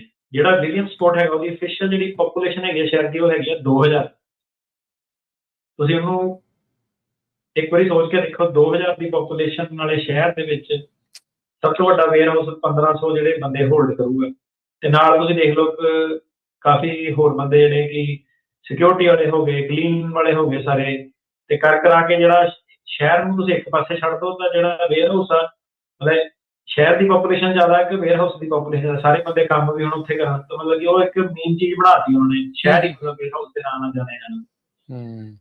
ਸੋ ਇਹ ਜਿਹੜੀ ਵਾਸ਼ਿੰਗਟਨ ਕਾਊਂਟੀ ਆ ਇਹ ਪਹਿਲਾਂ ਕੰਜ਼ਰਵੇਟਿਵ ਸੀਗੀ, ਇਹਨਾਂ ਨੇ ਟਰੰਪ ਨੂੰ ਵੋਟ ਕੀਤਾ ਸੀ ਇਹ ਵਾਲੀ ਇਲੈਕਸ਼ਨ ਜਿਹੜੀ ਸੀਗੀ, ਤੇ ਫਰਵਰੀ ਦੇ ਵਿੱਚ ਜਿਹੜਾ ਕਾਊਂਟੀ ਦਾ ਬੋਰਡ ਸੀਗਾ ਉਹਨਾਂ ਨੇ ਯੂਨੈਨਿਮਸਲੀ ਅਪਰੂਵ ਕਰਤਾ ਕਿ ਆਪਾਂ ਇਸ ਨੂੰ ਵੈਲਕਮ ਕਰਦੇ ਹਾਂ ਇਹ ਸੈਂਟਰ ਇੱਥੇ ਖੋਲ੍ਹਣਾ, ਤੇ ਕਾਫੀ ਇਹਦੇ ਲੋਕਾਂ ਨੇ ਪ੍ਰੋਟੈਸਟ ਵਗੈਰਾ ਜਿਹੜੇ ਕੀਤੇ, ਤੇ ਇਹਦੇ ਵਿੱਚ ਕਈ ਬੰਦੇ ਸੀਗੇ ਜਿਹਨਾਂ ਨੇ ਟਰੰਪ ਨੂੰ ਸਪੋਰਟ ਕੀਤਾ ਸੀਗਾ, ਪਰ ਹੁਣ ਉਹ ਕਹਿੰਦੇ ਆ ਕਿ ਸਾਡਾ ਜਿਹੜਾ ਸੀਗਾ ਵਿਚਾਰ ਜਿਹੜਾ ਬਦਲ ਗਿਆ ਤੇ ਉਹਨਾਂ ਨੇ ਆਪਣੀ ਟਿਊਨ ਜਿਹੜੀ ਚੇਂਜ ਕਰ ਲਈ। ਉਹ ਕਹਿੰਦੇ ਕਿ ਸਾਨੂੰ ਜਿਹੜੀ ਪ੍ਰੋਬਲਮ ਇਹ ਹੈ ਕਿ ਕਿਹੜੇ ਹਿਸਾਬ ਨਾਲ ਉਹ ਲੋਕਾਂ ਦਾ ਫੜਾਈਆ ਜਿਹੜਾ ਕਰ ਰਹੇ ਆ, ਇਹ ਇੱਕ ਪੁਲਿਸ ਸਟੇਟ ਬਣ ਗਿਆ, ਪੁਲਿਸ ਸਟੇਟ ਉਹ ਹੁੰਦਾ ਜਿਹਦੇ ਵਿੱਚ ਰੂਲ ਰੈਗੂਲੇਸ਼ਨ ਕੋਈ ਨਹੀਂ, ਧੱਕੇਸ਼ਾਹੀ ਜਿਹੜੀ ਲੋਕੀ ਧੱਕੇਸ਼ਾਹੀ ਨਾਲ ਲੋਕਾਂ ਨੂੰ ਜਿਹੜਾ ਫੜਿਆ ਜਾਂਦਾ ਉਹਨੂੰ ਪੁਲਿਸ ਸਟੇਟ ਕਹਿੰਦੇ ਆ। ਤੇ ਕਹਿੰਦੇ ਆ ਕਿ ਇੱਥੇ ਜਿਹੜੇ ਬੰਦੇ ਫੜਨੇ ਚਾਹੀਦੇ ਉਹ ਨਹੀਂ ਫੜ ਹੋ ਰਹੇ, ਕ੍ਰਿਮੀਨਲ ਨਹੀਂ ਫੜ ਹੋ ਰਹੇ ਜਿੱਦਾਂ ਕਿ ਇਹ ਕਹਿੰਦੇ ਸੀਗੇ, ਤੇ ਜਿਹੜੇ ਗਲਤ ਬੰਦੇ ਜਿਹੜੇ ਮਤਲਬ ਜਿਹੜੇ ਨਹੀਂ ਫੜ ਹੋਣੇ ਚਾਹੀਦੇ ਸੀਗੇ, ਜਿਹੜੇ ਕੰਮਕਾਰ ਕਰਨ ਵਾਲੇ ਜਿਹੜੇ ਹੈਗੇ ਆ ਉਹਨਾਂ ਨੂੰ ਫੜ ਕੇ ਜਿਹੜਾ ਤੁਸੀਂ ਜੇਲ੍ਹਾਂ 'ਚ ਸੁੱਟ ਰਹੇ ਆ, ਤੇ ਜਿਹੜੇ ਮਾੜੇ ਬੰਦੇ ਕ੍ਰਿਮੀਨਲ ਰਿਕਾਰਡ ਵਾਲੇ ਉਹਨਾਂ ਨੂੰ ਤੁਸੀਂ ਜਾਂ ਤਾਂ ਫੜ ਵੀ ਰਹੇ ਜਾਂ ਛੁੱਟ ਜਾਂਦੇ ਆ, ਤੇ ਇਹਦਾ ਕੋਈ ਪਰਪਸ ਨਹੀਂ ਉਹ ਕਹਿੰਦੇ ਸੋਲਵ ਹੋ ਰਿਹਾ। ਸੋ ਹੁਣ ਇਹ ਕੀ ਸੀਗੀ ਕਿ ਕਾਫੀ ਛੋਟੇ ਛੋਟੇ ਸ਼ਹਿਰਾਂ ਦੇ ਵਿੱਚ ਅਮਰੀਕਾ ਦੇ ਕ੍ਰਾਸ ਜਿਹੜਾ ਸੀਗਾ ਆਈਸ ਨੇ ਆਪਣੇ ਡਿਟੈਂਸ਼ਨ ਸਿਸਟਮ ਜਿਹੜਾ ਸੀਗਾ ਉਹ ਐਕਸਪੈਂਡ ਕਰਤਾ ਹਰੇਕ ਸ਼ਹਿਰ ਦੀ, ਕਿਉਂਕਿ ਫੰਡਿੰਗ ਬੜੀ ਜ਼ਿਆਦਾ। ਕਈ ਲੋਕੀ ਇਹਨੂੰ ਕਹਿੰਦੇ ਆ ਕਿ ਇਹ ਇੱਕ ਮੋਰਲ ਪ੍ਰੋਬਲਮ ਆ ਕਿ ਤੁਸੀਂ ਐਡਾ ਵੱਡਾ ਜਿਹੜਾ ਵੇਅਰ ਹਾਊਸ ਹੁੰਦਾ ਉਹਦੇ ਵਿੱਚ ਤੁਸੀਂ ਲੋਕਾਂ ਨੂੰ ਬੰਦ ਕਰਕੇ ਰੱਖਦੇ ਆ। ਇੱਕ ਬੰਦੇ ਦਾ ਐਕਚੁਅਲੀ ਬਿਆਨ ਕਾਫੀ ਵਧੀਆ ਲੱਗਿਆ, ਉਹਦੇ ਵਿੱਚ ਮੈਨੂੰ ਸਟ੍ਰਾਈਕ ਆਊਟ ਕੀਤਾ। ਇਹ ਕਹਿੰਦਾ ਮੈਂ ਜਦੋਂ ਹਾਈ ਸਕੂਲ 'ਚ ਸੀਗਾ ਮੈਂ ਜਰਮਨ ਗਿਆ ਸੀਗਾ, ਜਰਮਨ 'ਚ ਤਾਂ ਦੱਸਦੇ ਜਾਈਏ ਸਾਰਿਆਂ ਨੂੰ ਹਨਾ, ਉੱਥੇ ਜਿਹੜਾ ਨਾਜ਼ੀ ਜਦੋਂ ਸਰਕਾਰ ਸੀਗੀ ਇਹਨਾਂ ਨੇ ਵੇਅਰ ਹਾਊਸ ਬਣਾਏ ਸੀਗੇ ਬੜੇ ਜ਼ਿਆਦਾ, ਇਹਨਾਂ ਨੇ ਲੋਕੀ ਮਾਰਤੇ ਸੀ ਗੈਸ ਦੇ ਕੈਂਪ ਬਣਾਏ ਸੀਗੇ, ਹਾਂਜੀ ਗੈਸ ਚੈਂਬਰਸ, ਕਨਸੈਂਟਰੇਸ਼ਨ ਕੈਂਪ। ਜਿਹਨਾਂ ਨੂੰ ਨਹੀਂ ਪਤਾ ਸੀ ਜਰਮਨ ਦੀ ਜਿਹੜੀ ਸੀਗੀ ਉਹਨਾਂ ਨੇ ਕਿਹਾ ਕਿ ਜੂਇਸ਼ ਲੋਕ ਸਾਰੇ ਬਾਹਰ ਕੱਢਣੇ, ਤੇ ਉਹਨਾਂ ਨੇ ਕੈਂਪ ਬਣਾਉਣੇ ਸ਼ੁਰੂ ਕਰਤੇ ਸੀ ਸਾਰੇ ਫੜ ਕੇ ਜਿਹੜੇ ਬਿਜ਼ਨਸਮੈਨ ਵਗੈਰਾ ਜਿਹੜੇ ਸੀਗੇ ਉਹਨਾਂ ਨੇ ਉੱਥੇ ਕਨਫਾਈਨ ਕਰਕੇ ਰੱਖੇ ਸੀਗੇ, ਤੇ ਹੌਲੀ ਹੌਲੀ ਕਰਕੇ ਉਹ ਗੈਸ ਚੈਂਬਰਾਂ 'ਚ ਪਾ ਕੇ ਉਹਨਾਂ ਨੇ ਕਾਫੀ ਲੋਕੀ ਜਿਹੜੇ ਮਾਰੇ ਸੀਗੇ। ਉਹ ਕਹਿੰਦਾ ਕਿ ਜਿਹੜੇ ਇਹ ਆਈਸ ਵਾਲੀ ਜਿਹੜੀ ਫੈਸਿਲਿਟੀਆਂ ਹੈਗੀਆਂ ਨਾ, ਕਹਿੰਦਾ ਜਦੋਂ ਮੇਰੇ ਸ਼ਹਿਰ 'ਚ ਹੁਣ ਇਹ ਆ ਰਹੇ ਆ, ਕਹਿੰਦਾ ਮੈਨੂੰ ਜਰਮਨ ਕਹਿੰਦਾ ਯਾਦ ਆ ਗਿਆ, ਕਹਿੰਦਾ ਜਰਮਨ ਦੇ ਵਿੱਚ ਵੀ ਕੀ ਸੀਗਾ ਕਿ ਕਹਿੰਦਾ ਜਦੋਂ ਮੈਂ ਵਿਜ਼ਿਟ ਕੀਤਾ ਸੀ ਨਾ, ਕਹਿੰਦਾ ਜਦੋਂ ਕੈਂਪਾਂ ਦੇ ਗੇਟ ਦੇ ਬਾਹਰ ਮੈਂ ਖੜਾ ਸੀ ਜਿੱਥੇ ਹੁਣ ਹਜ਼ਾਰਾਂ 'ਚ ਬੰਦੇ ਮਰੇ ਆ, ਕਹਿੰਦਾ ਸਭ ਤੋਂ ਜ਼ਿਆਦਾ ਹੈਰਾਨੀ ਮੈਨੂੰ ਉਸ ਚੀਜ਼ ਦੀ ਹੋਈ ਸੀਗੀ ਕਿ ਜਿਹੜਾ ਸ਼ਹਿਰ ਹੈਗਾ ਉਹ ਕੈਂਪਾਂ ਦੇ ਆਲੇ ਦੁਆਲੇ ਸੀਗੇ, ਮਤਲਬ ਕਿ ਆਮ ਲੋਕੀ ਜਿਹੜੇ ਆਪਣੀ ਜ਼ਿੰਦਗੀ ਜੀ ਰਹੇ ਆ ਬਿਲਕੁਲ ਨੋਰਮਲ ਇਗਨੋਰ ਕਰਕੇ ਕਿ ਜਿੱਦਾਂ ਕੁਛ ਹੋ ਹੀ ਨਹੀਂ ਰਿਹਾ, ਤੇ ਕੈਂਪ ਉੱਥੇ ਬਣੇ ਉਹਨਾਂ ਦੇ ਵਿੱਚ ਹੀ, ਤੇ ਜਿਹੜੀ ਆਈਸ ਵਾਲੀ ਫੈਸਿਲਿਟੀ ਵੀ ਹੈਗੀ ਉਹੀ ਕਿ ਆਸੇ ਪਾਸੇ ਸ਼ਹਿਰ ਹੈ ਸਾਰਾ, ਤੇ ਵਿੱਚ ਤੁਸੀਂ ਜਿਹੜਾ ਸੀਗਾ ਆਹ ਚੀਜ਼ ਜਿਹੜੀ ਕੀਤੀ ਹੋਈ ਹੈ ਇਮੀਗ੍ਰੇਸ਼ਨ ਡਿਟੈਂਸ਼ਨ ਵਾਲੀ। ਤੇ ਕਹਿੰਦਾ ਕਿ ਇਹ ਜਿਹੜੀ ਚੀਜ਼ ਸੀਗੀ ਬੜੀ ਜ਼ਿਆਦਾ ਮੈਨੂੰ ਉੱਥੇ ਜਾ ਕੇ ਸਟ੍ਰਾਈਕ ਕੀਤੀ ਜਰਮਨੀ ਦੇ ਵਿੱਚ ਕਈ ਸਾਲ ਕਹਿੰਦਾ ਚੱਲੀ ਇਹ, ਕਿ ਮੈਨੂੰ ਯਾਦ ਆਉਂਦਾ ਰਿਹਾ ਕਿ ਏਦਾਂ ਉੱਥੇ ਆਹ ਚੀਜ਼ ਦੀ ਬੜੀ ਹੈਰਾਨੀ ਹੋਈ ਇਹ ਕਿੱਦਾਂ ਹੋ ਸਕਦਾ ਕਿ ਇੱਕ ਪਾਸੇ ਲੋਕੀ ਆਰਾਮ ਨਾਲ ਆਪਣਾ ਉੱਠ ਕੇ ਘਰੋਂ ਬਾਹਰ ਆਰਾਮ ਨਾਲ ਜਾ ਰਹੇ ਆ, ਤੇ ਸਾਹਮਣੇ ਸੜਕ ਦੇ ਕ੍ਰਾਸ ਜਿਹੜਾ ਕੈਂਪ ਬਣਿਆ ਹੋਇਆ ਕਿ ਲੋਕੀ ਏਦਾਂ ਐਕਟ ਕਰਦੇ ਸੀਗੇ ਕਿ ਜਿੱਦਾਂ ਕੋਈ ਚੀਜ਼ ਹੋਈ ਨਹੀਂ ਹੈਗੀ, ਕੁਛ ਗਲਤ ਹੋਇਆ ਹੀ ਨਹੀਂ ਹੈਗਾ। ਤੇ ਕਹਿੰਦਾ ਕਿ ਜਿਹੜੇ ਹੁਣ ਆਈਸ ਵਾਲੀ ਵੀ ਚੀਜ਼ ਹੈ ਨਾ ਇਹ ਵੀ ਏਦਾਂ ਹੀ ਹੈ, ਕਈ ਲੋਕੀ ਕਹਿੰਦਾ ਪ੍ਰਟੈਂਡ ਏਦਾਂ ਕਰਦੇ ਜਿੱਦਾਂ ਕੋਈ ਚੀਜ਼ ਮਾੜੀ ਹੋਈ ਨਹੀਂ ਹੈਗੀ, ਜਿੱਦਾਂ ਇਹ ਨੋਰਮਲ ਆ ਆਪਾਂ ਕੁਛ ਕਰ ਨਹੀਂ ਸਕਦੇ ਹੈਗੇ। ਤੇ ਉਹ ਕਹਿੰਦਾ ਕਿ ਇਸ ਲਈ ਜਿਹੜਾ ਸੀਗਾ ਇਹਨੂੰ ਰੋਕਣਾ ਜਿਹੜਾ ਬੜਾ ਜ਼ਿਆਦਾ ਜ਼ਰੂਰੀ ਹੈ। ਦੂਸਰੀ ਗੱਲ ਇਹ ਹੈ ਕਿ ਕੰਡੀਸ਼ਨ ਜਿਹੜੀਆਂ ਆਈਸ ਡਿਟੈਂਸ਼ਨ ਫੈਸਿਲਿਟੀਜ਼ ਹੈਗੀਆਂ ਉਹ ਪ੍ਰੋਪਰ ਨਹੀਂ ਹੈਗੀਆਂ ਉੱਥੇ। ਹੁਣ ਤੱਕ ਜਿਹੜੇ ਸੀਗੇ ਪਿਛਲੀ ਅਕਤੂਬਰ ਤੋਂ ਲੈ ਕੇ ਹੁਣ ਤੱਕ 24 ਬੰਦੇ ਜਿਹੜੀ ਉਹਨਾਂ ਦੀ ਮੌਤ ਹੋ ਚੁੱਕੀ। ਕਾਫੀ ਜਿਹੜੇ ਲੋਕੀ ਜਿਹਨਾਂ ਨੂੰ ਹੈਲਥ ਪ੍ਰੋਬਲਮ ਹੁੰਦੀਆਂ ਜਦੋਂ ਉਹ ਜਾਂਦੇ ਆ, ਮੈਡੀਕੇਸ਼ਨ ਵਗੈਰਾ ਵੀ ਪ੍ਰੋਪਰ ਨਹੀਂ ਹੁੰਦੀ, ਤੇ ਕਈ ਲੋਕੀ ਜਿਹੜੇ ਦਮ ਤੋੜ ਜਾਂਦੇ ਆ ਉੱਥੇ, ਇਸੇ ਕਰਕੇ ਕਿ ਕੰਡੀਸ਼ਨ ਜਿਹੜੀਆਂ ਮਾੜੀਆਂ ਹੈਗੀਆਂ। ਪਿਛਲੇ ਕੁਝ ਮਹੀਨਿਆਂ ਤੋਂ ਜਿਹੜੇ ਐਕਟਿਵਿਸਟ ਵੀ ਆ ਜਾਂ ਲੋਕਲ ਸਰਕਾਰਾਂ ਜਿਹੜੀਆਂ ਹੈਗੀਆਂ ਉਹਨਾਂ ਨੇ ਕਾਫੀ ਪੁਸ਼ਬੈਕ ਜਿਹੜਾ ਕੀਤਾ ਕਿ ਆਈਸ ਤੇ ਐਕਸਪੈਂਡ ਨਹੀਂ ਕਰਨੇ। ਕੈਂਜ਼ਸ ਸਿਟੀ, ਮਜ਼ੂਰੀ, ਓਕਲਾਹੋਮਾ ਸਿਟੀ ਤੇ ਨਿਊ ਹੈਂਪਸ਼ਰ, ਇਹਨਾਂ ਦੇ ਵਿੱਚ ਬੜੇ ਸਾਰੇ ਪ੍ਰੋਟੈਸਟ ਹੋਏ ਜਿਹਦੇ ਕਰਕੇ ਕਿ ਇਹ ਜਿਹੜੀ ਆਈਸ ਦੀ ਜਿਹੜੀ ਸੀਗੀ ਮੋਮੈਂਟਮ ਸੀਗਾ ਉਹਨੂੰ ਰੋਕ ਲਾਈ, ਕੋਰਟਾਂ ਨੇ ਇੰਟਰਵੀਨ ਕੀਤਾ। ਕਈ ਜਿਹੜੇ ਛੋਟੇ ਟਾਊਨ ਹੈਗੇ ਆ ਉਹਦੇ ਜਿਹੜੇ ਰੈਜ਼ੀਡੈਂਟ ਹੈਗੇ ਆ ਉਹ ਥੋੜੇ ਫਰਸਟ੍ਰੇਟ ਵੀ ਹੈਗਾ ਕਿ ਉਹਨਾਂ ਦਾ ਸ਼ਹਿਰ ਕੁਝ ਕਰ ਨਹੀਂ ਪਾ ਰਿਹਾ, ਤੇ ਉਹਨਾਂ ਦੇ ਜਿਹੜੇ ਲੀਡਰ ਹੈਗੇ ਆ ਉਹ ਚੁੱਪਚਾਪ ਜਿਹੜਾ ਇੱਕ ਤਰ੍ਹਾਂ ਆਈਸ ਨਾਲ ਕੰਪਰੋਮਾਈਜ਼ ਕਰ ਰਹੇ। ਰੌਕਸਬਰੀ ਨਿਊ ਜਰਸੀ ਦੇ ਵਿੱਚ 5 ਲੱਖ ਸਕੁਅਰ ਫੀਟ ਦੀ ਫੈਸਿਲਿਟੀ ਜਿਹੜੀ ਬਣੀ ਸੀ। ਕਈ ਲੋਕਾਂ ਨੇ, ਕਈ ਗੁਆਂਢੀਆਂ ਨੇ ਕਿਹਾ ਕਿ ਉਹ ਉਹਨਾਂ ਨੂੰ ਪ੍ਰੋਬਲਮ ਆ, ਪਰ ਟਾਊਨ ਦੀ ਜਿਹੜੀ ਕੌਂਸਲ ਸੀਗੀ ਉਹ ਕਹਿੰਦੀ ਕਿ ਆਪਾਂ ਇਹਨੂੰ ਅਪੋਜ਼ ਕਰਦੇ ਹਾਂ, ਪਰ ਕਹਿੰਦਾ ਉਹਨਾਂ ਨੇ ਰੋਕੀ ਨਹੀਂ ਕੰਸਟਰਕਸ਼ਨ। ਅੰਦਰੋਂ ਖਾਤੇ ਜਿਹੜਾ ਪ੍ਰੋਜੈਕਟ ਸੀਗਾ ਉਹ ਚੱਲ ਹੀ ਰਿਹਾ। ਇੱਕ ਵਿਅਕਤੀ ਦਾ ਕਹਿਣਾ ਕਿ ਇਹ ਤਾਂ ਜਿੱਦਾਂ ਰੈੱਡ ਕਾਰਪet ਹੁੰਦੀ ਨਾ ਹਾਲੀਵੁੱਡ ਦਾ ਸਟਾਰ ਜਦੋਂ ਆਉਂਦਾ ਹੁੰਦਾ, ਰੈੱਡ ਕਾਰਪet ਵਿਛਾ ਦਿੱਤੇ ਤੁਸੀਂ ਇੱਥੇ ਆਓ। ਕਈ ਸ਼ਹਿਰ ਜਿਹੜੇ ਹੈਗੇ ਆ ਉਹ ਇਸ ਹਿਸਾਬ ਨਾਲ ਕਰ ਰਹੇ ਆ। ਸੋ ਮਿਕਸਡ ਰਿਐਕਸ਼ਨ ਜਿਹੜੀਆਂ ਹੈਗੀਆਂ। ਅਟਾਰਨੀ ਜਨਰਲ ਜਿਹੜਾ ਮੈਰੀਲੈਂਡ ਦਾ, ਉਹਨੇ ਡਿਪਾਰਟਮੈਂਟ ਆਫ ਹੋਮਲੈਂਡ ਸਿਕਿਉਰਿਟੀ ਦੇ ਉੱਤੇ ਲਾਅਸੂਟ ਕੀਤਾ ਕਿ ਤੁਸੀਂ ਵਿਲੀਅਮ ਸਪੋਰਟਸ ਜਿਹੜੀ ਫੈਸਿਲਿਟੀ ਬਣਾ ਰਹੇ ਹੋ ਉਹਦੇ ਵਿੱਚ ਇਨਵਾਇਰਮੈਂਟਲ ਕੰਸਰਨ ਹੈਗੇ, ਐਥੀਕਲ ਕੰਸਰਨ ਹੈਗੇ ਕਿ ਤੁਸੀਂ ਪ੍ਰੋਪਰ ਜਿਹੜੇ ਕੋਡ ਕੂਡ ਹੈਗੇ ਆ ਸਿਟੀ ਦੇ ਹਾਊਸਿੰਗ ਦੇ ਉਹ ਫੋਲੋ ਨਹੀਂ ਕਰ ਰਹੇ। ਜਿਹੜੀਆਂ ਹੁਣ ਪ੍ਰਾਈਵੇਟ ਕੰਪਨੀਆਂ ਹੈਗੀਆਂ ਉਹਨਾਂ ਨੂੰ ਇਹਦੇ ਵਿੱਚ ਫਾਇਦਾ ਸਭ ਹੈ। ਸਿੰਪਲੀ ਜਿਹੜੀ ਹੈਗੀ ਕੋਰ ਸਿਵਿਕ ਤੇ ਇਹ ਇੱਕ ਮੇਨ ਕੰਪਨੀ ਹੈਗੀ ਜਿਹੜੀ ਇਹ ਡਿਟੈਂਸ਼ਨ ਫੈਸਿਲਿਟੀਆਂ ਵਗੈਰਾ ਰਨ ਕਰਦੀਆਂ।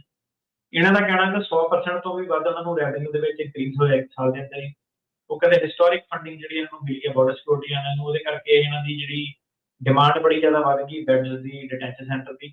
ਤੇ ਇਹ ਜਿਹੜੀ ਕੰਪਨੀ ਹੈ ਕਹਿੰਦੀ ਕਿ ਸਾਡੇ ਲਈ ਮੌਕਾ ਹੈਗਾ ਇਹਨੂੰ ਕੈਪੀਟਲਾਈਜ਼ ਕਰਨ ਦਾ, ਹੋਰ ਜ਼ਿਆਦਾ ਵਧਾਉਣ ਦਾ। ਸੋ ਕਈਆਂ ਦਾ ਨੁਕਸਾਨ ਆ, ਕਈਆਂ ਦਾ ਫਾਇਦਾ। ਤੁਹਾਨੂੰ ਪਤਾ ਹੀ ਹੈ ਹੁਣ ਸਾਰਿਆਂ ਨੂੰ ਕਿ ਕਿੱਦਾਂ ਚੀਜ਼ਾਂ ਜਿਹੜੀਆਂ ਚੱਲਦੀਆਂ। ਪਰ ਹੁਣ ਸਾਰੇ ਲੋਕੀ ਵੀ ਜਿਹੜੇ ਹੈਗੇ ਨਾ ਉਹ ਵੀ ਇਹਨਾਂ ਦੇ ਅਗੇਂਸਟ ਨਹੀਂ ਹੈਗੇ। ਕਈ ਲੋਕੀ ਫੇਵਰ ਦੇ ਵਿੱਚ ਵੀ ਹੈਗੇ ਕਿ ਜਿਹੜੀਆਂ ਆਈਸ ਦੇ ਡਿਟੈਂਸ਼ਨ ਸੈਂਟਰ ਉਹਨਾਂ ਦੇ ਸ਼ਹਿਰਾਂ ਦੇ ਵਿੱਚ ਆਉਣ। ਇੱਕ ਸ਼ਹਿਰ ਦੇ ਵਿੱਚ ਹਿਗਰਸਟਾਊਨ ਕਰਕੇ ਇੱਕ ਸ਼ਹਿਰ, ਉੱਥੇ ਕਹਿੰਦੇ 22% ਜਿਹੜਾ ਅਨਐਮਪਲੋਇਮੈਂਟ ਪਾਵਰਟੀ ਰੇਟ ਜਿਹੜਾ ਸੀਗਾ ਟਵਾਈਸ ਦਾ ਨੈਸ਼ਨਲ ਐਵਰੇਜ। ਇਹਦੇ ਜਿਹੜੇ ਰੈਜ਼ੀਡੈਂਟ ਕਹਿੰਦੇ ਆ ਕਿ ਜੇ ਡਿਟੈਂਸ਼ਨ ਸੈਂਟਰ ਸਾਡੇ ਟਾਊਨ ਚ ਆਊਗਾ ਸਾਡੇ ਸਾਰੇ ਸ਼ਹਿਰ ਨੂੰ ਜੌਬਸ ਮਿਲੂਗੀਆਂ। ਹੁਣ ਤੁਸੀਂ ਦੇਖ ਲਓ ਕਿ ਕਈ ਜਿਹੜੇ ਸ਼ਹਿਰ ਆ ਉਹ ਹੈਗੇ 2000 ਲੋਕਾਂ ਦੇ ਉਹ ਆ, 1500 ਲੋਕੀ ਉੱਥੇ ਕਰਦੇ ਆ, ਤਾਂ ਉਹਨੇ ਤਾਂ ਸਾਰੀ ਜਿਹੜੀ ਇੰਪਲੋਇਮੈਂਟ ਉਹਨਾਂ ਦੀ ਚੱਕ ਦੇਣੀ, ਸਾਰਿਆਂ ਨੂੰ ਨੌਕਰੀਆਂ ਜਿਹੜੀਆਂ ਉੱਥੇ ਮਿਲ ਜਾਣਗੀਆਂ ਸਰਕਾਰੀ। ਤੇ ਉਹ ਕਹਿੰਦੇ ਆ ਕਿ ਆਈਸ ਨੂੰ ਆਪਣੀ ਜੌਬ ਕਰ ਲੈਂਦੇ ਹੋ ਤੇ ਤਾਂ ਕਿ ਜਿਹੜੇ ਕਈ ਲੋਕ ਏਦਾਂ ਸੋਚਦੇ ਆ ਕਿ ਇਮੀਗ੍ਰੈਂਟਾਂ ਨੂੰ ਵਾਪਸ ਰਿਪੋਰਟ ਕੀਤਾ ਉਹਦੇ ਨਾਲ ਅਮਰੀਕਨ ਜੌਬ ਕ੍ਰੀਏਟ ਹੋ ਜਾਣੀ। ਪਰ ਜਿਹੜੇ ਇਕਨੋਮਿਸਟ ਆ ਉਹ ਕਹਿੰਦੇ ਕਿ ਏਦਾਂ ਨਹੀਂ ਹੈਗਾ। ਜਦੋਂ ਤੁਸੀਂ ਇਮੀਗ੍ਰੈਂਟਾਂ ਨੂੰ ਵਾਪਸ ਰਿਪੋਰਟ ਕਰਦੇ ਹੋ ਉਹਦਾ ਮਤਲਬ ਇਹ ਨਹੀਂ ਹੈਗਾ ਕਿ ਅਮਰੀਕਨ ਬੰਦੇ ਲਈ ਜੌਬ ਕ੍ਰੀਏਟ ਹੋ ਜਾਣੀ ਹੈ, ਕਿਉਂਕਿ ਜਿਹੜੇ ਇਮੀਗ੍ਰੈਂਟ ਉਹ ਪੈਸੇ ਵੀ ਖਰਚਦੇ ਆ, ਬਿਲੀਅਨ ਡਾਲਰ ਦੀ, ਉਹ ਰੈਸਟੋਰੈਂਟ ਵੀ ਜਾਂਦੇ ਆ, ਗਰੋਸਰੀ ਵੀ ਕਰਦੇ ਆ, ਗੈਸ ਵੀ ਪਵਾਉਂਦੇ ਆ, ਉਹ ਕੰਟਰੀਬਿਊਟ ਕਰਦੇ ਇਕਨੋਮੀ। ਜਦੋਂ ਤੁਸੀਂ ਲੋਕਾਂ ਨੂੰ ਰਿਪੋਰਟ ਕਰੋ ਇਹਦਾ ਮਤਲਬ ਇਹ ਨਹੀਂ ਹੈ ਕਿ ਤੁਸੀਂ ਰਿਪੋਰਟ ਕਰਦੇ ਤੁਹਾਡੇ ਦੇਸ਼ ਨੂੰ ਫਾਇਦਾ ਹੋਣਾ। ਉਹਦਾ ਮਤਲਬ ਇਹ ਵੀ ਹੈਗਾ ਕਿ ਤੁਹਾਨੂੰ ਨੁਕਸਾਨ ਵੀ ਹੋਊਗਾ, ਕਿਉਂਕਿ ਉਹ ਰੈਂਟ ਵੀ ਦਿੰਦੇ ਆ, ਉਹ ਸ਼ਾਪਿੰਗ ਵੀ ਕਰਦੇ ਆ। ਉਹ ਜਿਹੜੇ ਬਿਜ਼ਨਸ ਆ ਸਾਰਿਆਂ ਤੇ ਜਿਹੜਾ ਸਾਰਿਆਂ ਨੂੰ ਨੁਕਸਾਨ ਹੁੰਦਾ, ਉਹ ਬਿਜ਼ਨਸ ਜਿਹੜੇ ਕਲੋਜ਼ ਹੋ ਸਕਦੇ ਆ। ਜਿਹੜੀ ਹੁਣ ਵਿਲੀਅਮ ਸਪੋਰਟ ਵਾਲੀ ਫੈਸਿਲਿਟੀ ਸੀਗੀ ਜਿਵੇਂ ਤੁਹਾਨੂੰ ਦੱਸਿਆ 2000 ਲੋਕ, ਉਹ ਕਹਿੰਦੇ ਕਿ 1125 ਜੌਬਸ ਉਹਨਾਂ ਨੇ ਕ੍ਰੀਏਟ ਕਰਨੀਆਂ ਇਸ ਏਰੀਆ ਵਿੱਚ। ਤੇ ਉਹ ਕਹਿੰਦੇ ਆ ਕਿ ਆਪਾਂ ਸਾਰਾ ਕੁਝ ਸਹੀ ਹੈ, ਸਾਡੀ ਜਿਹੜੇ ਕੋਡ ਹੈਗੇ ਆ ਜਿੱਦਾਂ ਆਪਾਂ ਬਿਲਡ ਕਰਨਾ ਉਹ ਸਾਰੀਆਂ ਚੀਜ਼ਾਂ ਸਹੀ ਹੈਗੀਆਂ, ਕੋਈ ਨੁਕਸਾਨ ਨਹੀਂ ਹੈਗਾ। ਕਈ ਲੋਕੀ ਕਹਿੰਦੇ ਆ ਕਿ ਜਿਹੜੇ ਹਿਸਾਬ ਨਾਲ ਤੁਸੀਂ ਲੋਕਾਂ ਨੂੰ ਟ੍ਰੀਟ ਕਰਦੇ ਆ ਫੈਡਰਲ ਵਾਲੇ, ਆਪਾਂ ਕੁਝ ਕਰ ਨਹੀਂ ਸਕਦੇ ਕਿਉਂਕਿ ਫੈਡਰਲ ਗਵਰਨਮੈਂਟ ਆ, ਆਪਾਂ ਸਿਰਫ ਮਾੜਾ ਮੋਟਾ ਬੋਲ ਸਕਦੇ ਆ ਤੇ ਸਾਡੇ ਬੋਲਣ ਦਾ ਕੋਈ ਫਾਇਦਾ ਨਹੀਂ ਹੋਣਾ। ਜਿਹੜੇ ਐਕਟਿਵਿਸਟ ਗਰੁੱਪ ਹੈਗੇ ਆ, ਹੈਕਾਥਨ ਰੈਪਿਡ ਰਿਸਪਾਂਸ ਜਿਹੜਾ ਇੱਕ ਐਕਟਿਵਿਸਟ ਗਰੁੱਪ ਸੀਗਾ, ਉਹ ਕਹਿੰਦੇ ਕਿ ਤੁਸੀਂ ਪੁਸ਼ਬੈਕ ਕਰੋ। ਜਦੋਂ ਤੁਸੀਂ ਕਿਸੇ ਚੀਜ਼ ਦਾ ਵਿਦਰੋਹ ਕਰਦੇ ਆ, ਚਲੋ ਠੀਕ ਹੈ ਤੁਸੀਂ ਮਲਟੀ ਡਿਟੈਂਸ਼ਨ ਸੈਂਟਰ ਬਣ ਜਾਣਾ, ਦੀ ਗੱਲ ਇੱਥੇ ਹੋ ਰਹੀ ਹੈ। ਪਰ ਉਹ ਕਹਿੰਦੇ ਘੱਟੋ ਘੱਟ ਉਹਨਾਂ ਦੇ ਜਿਹੜੇ ਪਲਾਨ ਆ ਉਹ ਖੜੂਗੇ ਨਾ ਥੋੜੀ ਦੇਰ, ਹਫ਼ਤਾ, ਮਹੀਨਾ, 2 ਮਹੀਨਾ, ਉਹਦੇ ਨਾਲ ਜਿਹੜਾ ਸੀਗਾ ਕੰਪਨੀ ਨੂੰ ਨੁਕਸਾਨ ਹੁੰਦੇ ਆ, ਲਾਸ ਹੁੰਦੇ ਆ। ਤੇ ਉਹਦੇ ਕਰਕੇ ਕਿ ਕਈ ਵਾਰੀ ਉਹਨਾਂ ਦਾ ਜਿਹੜਾ ਇੱਕ ਜੇ ਉਹਨਾਂ ਦੇ ਮਨ ਚ ਆਇਆ ਕਿ ਕਿਤੇ ਮਰਜ਼ੀ ਜਿੱਥੇ ਮਰਜ਼ੀ ਡਿਟੈਂਸ਼ਨ ਸੈਂਟਰ ਆਪਾਂ ਪਾ ਸਕਦੇ ਹਾਂ, ਉਹ ਸੋਚ ਉਹਨਾਂ ਦੀ ਬਦਲ ਸਕਦੀ ਹੈ ਕਿ ਨਹੀਂ ਲੋਕਾਂ ਨੇ ਬੋਝ ਵੀ ਕਰਨਾ, ਰਾਜ ਸਾਡੇ ਰੋੜੇ ਜਿਹੜੇ ਪਾਣੇ ਆ। ਸੋ ਕਹਿੰਦੇ ਕਿ ਤੁਹਾਨੂੰ ਪ੍ਰੋਟੈਸਟ ਕਰਨਾ ਚਾਹੀਦਾ ਤਾਂ ਕਿ ਇਹ ਡਿਲੇ ਹੋਣ ਇਹਨਾਂ ਦੇ ਜਿਹੜੇ ਸੈਂਟਰ ਬਣਨ ਦੇ ਵਿੱਚ। ਤੇ ਪਿਛਲੇ ਹਫ਼ਤੇ ਜਿਹੜਾ ਜੱਜ ਸੀਗਾ ਉਹਨੇ ਵਿਲੀਅਮ ਸਪੋਰਟ ਆਈਸ ਫੈਸਿਲਿਟੀ ਨੂੰ ਇੱਕ ਟੈਂਪਰੇਰੀ ਰਿਸਟੇਨਿੰਗ ਆਰਡਰ ਕਰਤਾ, ਤੁਸੀਂ ਇਹਨੂੰ ਅਜੇ ਬਣਾ ਨਹੀਂ ਸਕਦੇ, ਉਹ ਆਪਾਂ ਦੇਖਣਾ ਕਿ ਕਿੱਦਾਂ ਚੱਲਦਾ। ਸੋ ਬੇਸਿਕਲੀ ਇਹ ਜੀ ਪ੍ਰੋਟੈਸਟ ਕਰੂਗੇ ਲੋਕੀ ਤੇ ਜਿਹੜੇ ਸਿਟੀ ਕੌਂਸਲ ਦੇ ਵਿੱਚ ਜਾ ਕੇ ਪ੍ਰੋਟੈਸਟ ਕਰੂਗੇ, ਉਹਦੇ ਨਾਲ ਇਹ ਹੈ ਕਿ ਲੀਡਰਾਂ ਦੇ ਉੱਤੇ ਵੀ ਪ੍ਰੈਸ਼ਰ ਪਊਗਾ ਤੇ ਹੋ ਸਕਦਾ ਉਹ ਕਹਿਣਗੇ ਕਿ ਸਾਨੂੰ ਇਹਨਾਂ ਨੇ ਇਲੈਕਟ ਨਹੀਂ ਕਰਨਾ, ਉਹ ਲੋਕਾਂ ਦੀ ਗੱਲ ਸੁਣਾ, ਜਾਂ ਫਿਰ ਮੁਕੱਦਮੇਬਾਜ਼ੀ ਹੋਵੇ ਜਿਹਦੇ ਕਰਕੇ ਕਿ ਫਿਰ ਇਹ ਜਿਹੜੇ ਸਾਰੇ ਪ੍ਰੋਜੈਕਟ ਸੀਗੇ ਥੋੜੇ ਸਲੋ ਹੋ ਸਕਦੇ ਆ ਤੇ ਉਹਦਾ ਇਮੀਗ੍ਰੈਂਟਾਂ ਨੂੰ ਜਿਹੜਾ ਫਾਇਦਾ ਹੋ ਸਕਦਾ। ਜੀ ਬਿਲਕੁਲ। ਅਗਲੀ ਜਿਹੜੀ ਆਪਾਂ ਗੱਲ ਕਰਦੇ ਹਾਂ, ਇੰਪੋਰਟੈਂਟ ਟੌਪਿਕ ਆ, ਇਸ ਨੂੰ ਜਿਹੜਾ ਉਹ ਲੈ ਕੇ ਆਪਾਂ ਗੱਲ ਕਰਦੇ ਹਾਂ ਪ੍ਰੀ ਟਰਮਿਟ ਨੂੰ ਜਿਹੜਾ ਉਹ ਲੈ ਕੇ। ਪਰ ਉਸ ਤੋਂ ਪਹਿਲਾਂ ਇੱਕ ਵਾਰੀ ਫੇਰ ਦੱਸ ਜਾਈਏ, ਅੱਜ ਦੇ ਪ੍ਰੋਗਰਾਮ ਦੇ ਵਿੱਚ ਅਸੀਂ ਤੁਹਾਡੀ ਕਾਲ ਜਿਹੜੀ ਉਹ ਨਹੀਂ ਲੈ ਸਕਦੇ। ਮੋਸ਼ਨ ਟੂ ਪ੍ਰੀ ਟਰਮਿਟ, ਸੋ ਇਹ ਕੀ ਜਿਹੜਾ ਅਸਾਈਲਮ ਸੀਕਰ ਹੁੰਦਾ ਉਹਨੇ ਪਾਉਣਾ ਹੁੰਦਾ ਆ ਜਾਂ ਜਿਹੜੀ ਸਰਕਾਰ ਆ ਉਹਨੇ ਕਰਨਾ ਹੁੰਦਾ ਆ? ਸੋ ਕੀ ਇਹ ਟਰਮੀਨੇਸ਼ਨ ਕੇਸ ਦੇ ਟਰਮੀਨੇਸ਼ਨ ਤੋਂ ਪਹਿਲਾਂ ਦਾ ਕੋਈ ਮੋਸ਼ਨ ਹੁੰਦਾ? ਕੀ ਥੋੜਾ ਐਕਸਪਲੇਨ ਕਰਿਓ ਤੇ ਕੀ ਚੀਜ਼ ਹੈਗੀ ਇਸ ਦੇ ਬਾਰੇ? तो मोशन टू प्री टर्मिट काफी फाइल हो रही है। मोशन टू प्री टर्मिट का मतलब ये है कि ਕੇਸ ਨੂੰ ਜਿਹੜਾ ਸੁਣਵਾਈ ਤੇ ਜਾਣ ਤੋਂ ਪਹਿਲਾਂ ਹੀ ਜਿਹੜਾ ਪ੍ਰੀ ਟਰਮੀਨੇਟ ਕਰ ਦਿਓ, ਪਹਿਲਾਂ ਹੀ ਉਹਨੂੰ ਜਿਹੜਾ ਰੱਦ ਕਰ ਦਿਓ। ਟਰਮੀਨੇਟ ਦਾ ਮਤਲਬ ਹੁੰਦਾ ਖਤਮ ਕਰ ਦੇਣਾ ਕਿਸੇ ਚੀਜ਼ ਨੂੰ। ਪ੍ਰੀ ਟਰਮੀਨੇਟ ਕਿ ਕੇਸ ਸ਼ੁਰੂ ਹੋਣ ਤੋਂ ਪਹਿਲਾਂ ਹੀ ਜਿਹੜਾ ਖਤਮ ਕਰ ਦਿਓ। ਇਹਦੇ ਵਿੱਚ ਕਈ ਰੀਜ਼ਨਸ ਕਰਕੇ ਉਹ ਟਰਮੀਨੇਟ ਕੇਸ ਕਰ ਸਕਦੇ ਆ। ਸਪੈਸ਼ਲੀ ਜਿਹੜਾ ਅੱਜ ਕੱਲ੍ਹ ਇੱਕ ਨਵਾਂ ਕੋਡ ਦੇ ਵਿੱਚ ਚੱਲਿਆ ਆ, ਉਹ ਕੀ ਕਹਿੰਦੇ ਆ ਕਿ ਜੇ ਬੰਦੇ ਦੇ 2 ਹਮਲੇ ਆ, ਮਾਰ ਕੁੱਟ ਜਿਹੜੀ ਹੈਗੀ ਆ, ਹਾਕੀ ਸਟਿੱਕਾਂ ਨਾਲ ਕੁੱਟਿਆ, ਮਤਲਬ ਕਿ ਲੱਤ ਬਾਂਹ ਵੱਢੀ ਨਹੀਂ ਗਈ, ਮਿਸ ਨਹੀਂ ਕੋਈ ਸੀਗਾ, ਤੇ ਉਹ ਕਹਿੰਦੇ ਕਿ ਜੇ ਸੱਟ ਘੱਟ ਲੱਗੀ ਆ ਮਤਲਬ ਜਿਹੜੇ ਬੰਦੇ ਨੂੰ, ਉਹਦਾ ਅਸਾਈਲਮ ਉਹ ਕਹਿੰਦੇ ਆ ਫੇਲ ਕਰੋ, ਕਿਉਂਕਿ ਉਹ ਪਾਸਟ ਪ੍ਰੋਸੀਕਿਊਸ਼ਨ ਨਹੀਂ ਸ਼ੋ ਕਰ ਪਾਉਂਦਾ, ਤੇ well founded fear of future prosecution ਜਿਹੜੀ ਹੈਗੀ ਉਹਦਾ ਸਟੈਂਡਰਡ ਜਿਹੜਾ ਥੋੜਾ ਜਿਹਾ ਜ਼ਿਆਦਾ ਹਾਈ ਹੁੰਦਾ, 50% ਪ੍ਰੋਬੇਬਿਲਿਟੀ ਨਾਲ ਤੁਸੀਂ ਦੱਸਣਾ ਹੁੰਦਾ। ਤੇ ਜਿਹੜੇ ਜੱਜ ਆ ਉਹ ਕੀ ਕਹਿੰਦੇ ਆ ਕਿ ਆਪਾਂ ਸਾਰੀ ਗੱਲ ਤੁਹਾਡੀ ਮੰਨ ਲਈ, ਆਪਾਂ ਜੋ ਤੂੰ ਬਿਆਨ ਚ ਗਿਆ ਆਪਾਂ ਸਾਰਾ ਕੁਝ ਸੱਚ ਮੰਨ ਲਿਆ, ਪਰ ਤੇਰੇ ਸੱਟ ਅੱਡੀ ਗੰਭੀਰ ਲੱਗੀ ਨਹੀਂ, ਇਸ ਕਰਕੇ ਕੇਸ ਜਿਹੜਾ ਪ੍ਰੀ ਟਰਮੀਨੇਟ ਕਰਦੇ ਆ। ਜਾਂ ਫਿਰ ਕਈ ਵਾਰੀ ਲੋਕੀ ਕੀ ਹੈ ਕਿ ਉਹ ਅੱਜ ਦੀ ਡੇਟ ਦੇ ਵਿੱਚ ਵੀ ਉਹਨਾਂ ਦੀ ਮੈਂਟੈਲਿਟੀ ਇਹ ਹੈ ਕਿ ਮੇਰੀ ਤਰੀਕ ਅੱਗੇ ਲੈ ਕੇ ਦਿਓ। ਜਿੱਦਾਂ ਜਿੱਦਾਂ ਨਹੀਂ ਬੰਦਾ ਕਿ ਘਰਦਿਆਂ ਨੇ ਕੋਈ ਖਿਡੌਣਾ ਲੈ ਕੇ ਦੇਣਾ ਕਿ ਤਰੀਕ ਅੱਗੇ ਲੈ ਕੇ ਦਿਓ। ਜਿਹੜੇ ਜੱਜ ਆ ਉਹ ਉਹਨਾਂ ਨੂੰ ਪਿੱਛੋਂ ਦੀ ਹਦਾਇਤਾਂ ਹੈਗੀਆਂ ਕਿ ਕਿਸੇ ਦਾ ਕੇਸ ਅੱਗੇ ਨਹੀਂ ਕਰਨਾ। ਕਿਸੇ ਨੂੰ ਅਨਲੈਸ ਬਹੁਤ ਜ਼ਿਆਦਾ ਕੋਈ ਐਮਰਜੈਂਸੀ ਆ, ਠੀਕ ਆ, ਕਿਸੇ ਦੀ ਵਾਈਫ ਪ੍ਰੈਗਨੈਂਟ ਆ, ਕਿਸੇ ਨੂੰ ਮੈਡੀਕਲ ਕੰਡੀਸ਼ਨ ਪੈ ਗਈ, ਕੋਈ ਜੇਲ੍ਹ ਚ ਬੰਦਾ, ਜੇ ਕਿਸੇ ਦੀ ਐਮਰਜੈਂਸੀ ਉਹ ਤਰੀਕ ਨਹੀਂ ਕਰ ਸਕਦਾ ਤਾਂ ਫਿਰ ਜੱਜ ਨੂੰ ਜਿਹੜੀ ਕੰਟੀਨਿਊਸ ਉਹ ਗ੍ਰਾਂਟ ਕਰ ਸਕਦਾ। ਪਰ ਜਿਹੜਾ ਸਿਰਫ ਏਦਾਂ ਹੀ ਨਾ, ਕਈ ਲੋਕਾਂ ਨੂੰ ਸੈਂਟੀਮੈਂਟ ਆ ਕਿ ਮੇਰੀ ਤਰੀਕ ਆ ਰਹੀ ਹੈ ਪਰ ਮੈਂ ਕੇਸ ਲੜਨਾ ਨਹੀਂ, ਮੈਂ ਹੁਣ ਜੇਲ੍ਹ ਚ ਬੰਦ ਹੋ ਗਿਆ, ਮੈਂ ਕੇਸ ਲੜਨਾ ਨਹੀਂ, ਤੇ ਉਹ ਕੀ ਕਰਦੇ ਆ ਕਿ ਆਪਣਾ ਲੋਕਾਂ ਮਗਰ ਲਾ ਕੇ ਆਪਣਾ ਟਾਈਮ ਖਰਾਬ ਕਰ ਲੈਂਦੇ ਆ। ਟਾਈਮ ਸਿਰ ਜਿਹੜੇ ਆਪਣੇ ਡਾਕੂਮੈਂਟ ਪੇਸ਼ ਨਹੀਂ ਕਰਦੇ, ਤੇ ਜਾ ਕੇ ਜਿਹੜਾ ਜੱਜ ਸੀਗਾ ਉਹ ਸਿੱਧੇ ਹੀ ਕੇਸ ਉਡਾ ਦਿੰਦਾ ਕਿ ਤੂੰ ਟਾਈਮ ਸਿਰ ਜਿਹੜੇ ਡਾਕੂਮੈਂਟ ਜਮ੍ਹਾਂ ਨਹੀਂ ਕਰਾਏ। ਸੋ ਇਹ ਹੁਣ ਤੁਹਾਡੇ ਤੇ ਆ ਕਿੱਦਾਂ ਜਿਹੜੀ ਤੁਹਾਨੂੰ ਸਿੱਧੇ ਇੰਸਟਰਕਸ਼ਨ ਹੈਗੀ ਆ ਕਿ ਕੁਝ ਚੱਕਰਾਂ 'ਚ ਨਾ ਫਸੇ ਹੋ, ਤਰੀਕਿਆਂ ਨਾਲ ਨੇ ਲੜਨੀਆਂ, ਜੱਜਾਂ ਨੇ ਕੇਸ ਲੜਾਉਣਾ ਹੀ ਲੜਾਉਣਾ, ਜੋ ਮਰਜ਼ੀ ਹੋਵੇ। ਬਹੁਤ ਘੱਟ ਜੱਜ ਹੈਗੇ ਜਿਹੜੇ ਕੰਟੀਨਿਊਸ ਦੇ ਰਹੇ, ਤੇ ਕਈ ਜੱਜ ਤਾਂ ਏਦਾਂ ਦੇ ਵੀ ਹੈ ਕਿ ਲੋਕਾਂ ਨੂੰ ਆਪਾਂ ਸਮਝਾਈਦਾ ਕਿ ਇਹ ਵਾਲੇ ਜੱਜ ਮੁਰੇ ਪੰਗਾ ਨਾ ਕਰ। ਕੌਂਕੜ ਦੇ ਵਿੱਚ ਇੱਕ ਜੱਜ ਸਾਹਿਬ ਹੋਏ ਨੇ, ਉਹ ਕੇਸ ਡਿਨਾਈ ਵੀ ਕਰਦੇ ਆ ਕਾਫੀ ਜ਼ਿਆਦਾ, ਲੋਕਾਂ ਨੂੰ ਚਲੋ ਪਤਾ ਲੱਗ ਹੀ ਜਾਂਦਾ ਕਿ ਇਹਦੀ ਮੈਂ ਗੱਲ ਕਰਦਾ, ਤੇ ਲੋਕੀ ਫੇਰ ਵੀ ਪੰਗਾ ਲੈ ਲੈਂਦੇ ਕਿ ਨਹੀਂ ਮੈਂ ਐਡਰੈਸ ਮੂਵ ਹੋ ਗਿਆ, ਮੇਰਾ ਚੇਂਜ ਆਫ ਵੈਨਿਊ ਕਰੋ। ਉਹ ਜੱਜ ਸਾਹਿਬ ਕੀ ਕਰਦੇ ਆ ਕਿ ਜਿਹੜੀ ਚੀਜ਼ ਹੁਣ 1.5 ਸਾਲ ਬਾਅਦ ਹੋਣੀ ਨਾ, ਉਹਨਾਂ ਨੇ ਜਦੋਂ ਚੇਂਜ ਆਫ ਵੈਨਿਊ ਫਾਈਲ ਕੀਤਾ, ਉਹਨੇ ਕਿਹਾ ਇਹ ਬੰਦਾ ਜਾ ਰਿਹਾ, ਉਹਨੇ ਉਦੋਂ ਹੀ ਫਾਈਲ ਜਿਹੜੀ ਕੱਢ ਕੁੱਟ ਕੇ ਸਾਰਾ ਕੇਸ ਉਸੇ ਵੇਲੇ ਡਿਨਾਈ ਜਿਹੜਾ ਕਰ ਦਿੰਦੇ ਆ। ਪਰ ਇਹ ਹੈ ਕਿ ਲੋਕੀ ਕਈ ਵਾਰੀ ਗੱਲ ਸੁਣਦੇ ਨਹੀਂ, ਸੱਜਣ ਮਿੱਤਰਾਂ ਨੇ ਫੂਕ ਭਰੀ ਹੁੰਦੀ ਕੰਨ ਦੇ ਵਿੱਚ, ਜਾਂ ਫਿਰ ਕਈ ਵਾਰੀ ਏਦਾਂ ਹੁੰਦਾ ਕਿ ਸੱਜਣ ਮਿੱਤਰ ਜਿਹੜੇ ਹੈਗੇ ਆ ਉਹ ਟੈਸਟ ਕਰਨਾ ਚਾਹੁੰਦੇ ਆ ਕਿ ਦੇਖੀਏ ਏਦਾਂ ਕਰਕੇ ਸਵਾਦ ਲੈ ਕੇ ਦੇਖੀਏ ਕਿੱਦਾਂ ਜਾਂਦਾ, ਤੇ ਬੰਦੇ ਦੇ ਮੂੰਹ ਤੇ ਰੱਖ ਕੇ ਬੰਦੂਕ ਜਿਹੜੀ ਚਲਾ ਦਿੰਦੇ ਆ। ਤੇ ਤੁਹਾਨੂੰ ਸਾਰਿਆਂ ਨੂੰ ਜਿਹੜੀ ਡਾਇਰੈਕਟ ਇੰਸਟਰਕਸ਼ਨ ਆਉਣ ਕੀ ਹੈ ਕਿ ਕੋਰਟ ਕਚਹਿਰੀ ਦੇ ਵਿੱਚ ਆਪਾਂ ਰੋਜ਼ ਉੱਥੇ ਵਿਚ ਰਹੀਏ, ਠੀਕ ਆ, ਤੁਸੀਂ ਭਾਵੇਂ ਕਿਤੇ ਹੋਰ ਨੂੰ ਕਿਤੋਂ ਹੋ ਸਕਦੇ ਆ। ਕਈ ਜੱਜਾਂ ਦੇ ਮੁਰੇ ਤੁਸੀਂ ਪੰਗਾ ਜਿਹੜਾ ਨਾਲ ਸਟ੍ਰਿਕਟ ਜਿਹੜੇ ਹੈਗੇ, ਠੀਕ ਹੈ, ਲੋਕੀ ਕੀ ਖੜੇ ਪੈਰ ਜੇ ਕਿਸੇ ਨੂੰ ਲੱਗਦਾ ਕਿ ਡਰੈਸ ਚੇਂਜ ਕਰਾਉਣਾ ਉਹਨਾਂ ਨੇ ਚੇਂਜ ਕਰ ਲੈਣਾ, ਤਾਂ ਜੱਜ ਨਹੀਂ ਕਰਦਾ, ਉਹ ਉਲਟਾ ਪਹਿਲਾਂ ਤਰੀਕ ਜਿਹੜੀ ਦੇ ਕੇ ਤੇ ਕੇਸ ਡਿਨਾਈ ਵੀ ਕਈ ਵਾਰੀ ਕਰ ਦਿੰਦੇ ਆ। ਸੋ ਕਹਿਣ ਦਾ ਮਤਲਬ ਇਹ ਹੈ ਕਿ ਜੇ ਤੁਹਾਡੇ ਕੇਸ ਦੀ ਤਰੀਕ ਸੈੱਟ ਆ, ਤੁਹਾਨੂੰ ਉਹ ਕੇਸ ਲੜਨਾ ਚਾਹੀਦਾ। ਟਾਈਮ ਸਿਰ ਡਾਕੂਮੈਂਟ ਪ੍ਰਪੇਅਰ ਕਰਕੇ ਆਪਣੀ ਫਾਈਲ ਕਰੋ। ਕਈ ਵਾਰੀ ਇਹ ਜ਼ਰੂਰ ਹੁੰਦਾ ਕਿ ਇਹਨਾਂ ਨੇ 2-2 3-3 ਤਰੀਕਾਂ ਰੱਖੀਆਂ ਹੁੰਦੀਆਂ, ਤੇ ਕੁਦਰਤੀ ਕਈ ਵਾਰੀ ਬੰਦੇ ਦੀ ਵਾਰੀ ਨਹੀਂ ਆਉਂਦੀ। ਤੇ ਕਈ ਲੋਕ ਇਹ ਵੀ ਏਦਾਂ ਦੇ ਵੀ ਹੈਗੇ ਕਿ ਮੈਨੂੰ ਭਾਜੀ ਤਰੀਕ ਤੇ ਜਾਣਾ ਚਾਹੀਦਾ ਕਿ ਨਹੀਂ ਜਾਣਾ ਚਾਹੀਦਾ। ਮੈਂ ਕਿਹਾ ਲੈ ਤਾਂ ਸਿੱਖ, ਇਹ ਕੋਈ ਸਵਾਲ ਹੋਣਾ ਪੁੱਛਣ ਦਾ, ਤਰੀਕ ਤੇ ਚੜੀਏ ਤਾਂ ਜਾਣਾ ਪੈਣਾ, ਨਹੀਂ ਜਾਣ ਵਾਲੀ ਕਿਹੜੀ ਗੱਲ। ਤੇ ਆਹ ਸਾਰੀਆਂ ਜਿਹੜੀਆਂ ਚੀਜ਼ਾਂ ਸੀਗੀਆਂ, ਤੇ ਪ੍ਰੀ ਟਰਮੀਨੇਟ ਉਸ ਕਰਕੇ ਕਾਫੀ ਹੋ ਰਿਹਾ, ਜ਼ਿਆਦਾਤਰ ਤਾਂ ਕਰਕੇ ਹੋ ਰਿਹਾ ਕਿ ਲੋਕੀ ਆਪਣੇ ਕੇਸ ਤੇ ਕੰਮ ਨਹੀਂ ਕਰਨਾ ਚਾਹੁੰਦੇ। ਜੀ ਬਿਲਕੁਲ ਨਹੀਂ ਕਰਨਾ, ਜੇ ਮੂਡ ਨਹੀਂ 2029 ਚ ਕੇਸ ਲੜਨਾ। ਮੈਂ ਕਿਹਾ ਆਓ, ਜੱਜ ਨੇ ਕਹਿਣਾ ਕੋਈ ਨਹੀਂ, ਜਿੱਦਾਂ ਤੈਨੂੰ ਸਹੀ ਲੱਗੇ ਤੇਰੀ ਮਰਜ਼ੀ ਆ, ਜਦੋਂ ਮੂਡ ਵਧੀਆ ਹੋ ਗੁਰਦੁਆਰਾ ਜੀ। ਸਹੀ ਗੱਲ ਆ, ਜੱਜ ਤਾਂ ਕਾਲੇ ਪਏ ਅੱਗੇ, ਆਪਾਂ ਨੂੰ ਪਤਾ ਵੀ ਕਿੱਦਾਂ ਦੇ ਮੈਮੋ ਉਹਨਾਂ ਕੋਲ ਪਹੁੰਚੇ ਹੋਏ ਆ, ਉਹ ਕਿਸ ਹਿਸਾਬ ਦੇ ਨਾਲ ਜਿਹੜਾ ਉਹ ਚੱਲ ਰਹੇ ਜਿਹੜੇ ਉਹ ਹੈਗੇ ਆ। ਅਦਾਲਤਾਂ ਦੇ ਵਿੱਚ ਸੇਮ ਉਹੀ ਰਵੱਈਆ, ਸਖਤੀ ਦਾ ਰੁਖ। ਵੈਸੇ ਵੀ ਆਪਾਂ ਹੁਣ ਦੇਖ ਹੀ ਰਹੇ ਹਾਂ ਵੀ ਜੱਜ ਤਾਂ ਪਹਿਲਾਂ ਹੀ ਘਟੇ ਹੋਏ ਆ। ਮਿਲਟਰੀ ਜੱਜਾਂ ਦਾ ਪਤਾ ਲੱਗ ਰਿਹਾ ਵੀ ਕਿੱਦਾਂ ਦਾ ਆ ਰਿਹਾ ਹੈ ਰੁਝਾਨ ਉਹਨਾਂ ਦਾ, ਜ਼ਿਆਦਾਤਰ ਜੱਜ ਸੇਫਟੀ ਹੈਗੀ। ਠੀਕ ਹੈ, ਸੋ ਇਹੀ ਜਿਹੜੀ ਸਿਚੁਏਸ਼ਨ ਆ ਉਹ ਇਸ ਟਾਈਮ ਜਿਹੜੀ ਉਹ, ਕਿਉਂਕਿ ਅਸੀਂ ਹੁਣ ਸਾਰਿਆਂ ਦੀ ਜੌਬ ਵੀ ਲਾਈਨ ਤੇ ਆ। ਤੁਸੀਂ ਦੇਖੋ ਕਈ ਜੱਜ ਜਿਹੜੇ ਸਟੈਂਡ ਲੈ ਲੈਂਦੇ ਆ, ਕਈ ਜਿਹੜੇ ਸਰਕਾਰ ਦੇ ਖਿਲਾਫ ਵੀ ਫੈਸਲੇ ਕਰ ਦਿੰਦੇ ਆ, ਤੇ ਉਹਨਾਂ ਨੂੰ ਔਨ ਰਿਕਾਰਡ ਜਿਹੜੀ ਡਾਂਟ ਵੀ ਤੁਸੀਂ ਕਹਿੰਦੇ ਜਿਹੜੀ ਲਾ ਦਿੰਦੇ ਥੋੜੀ ਜਿਹੀ।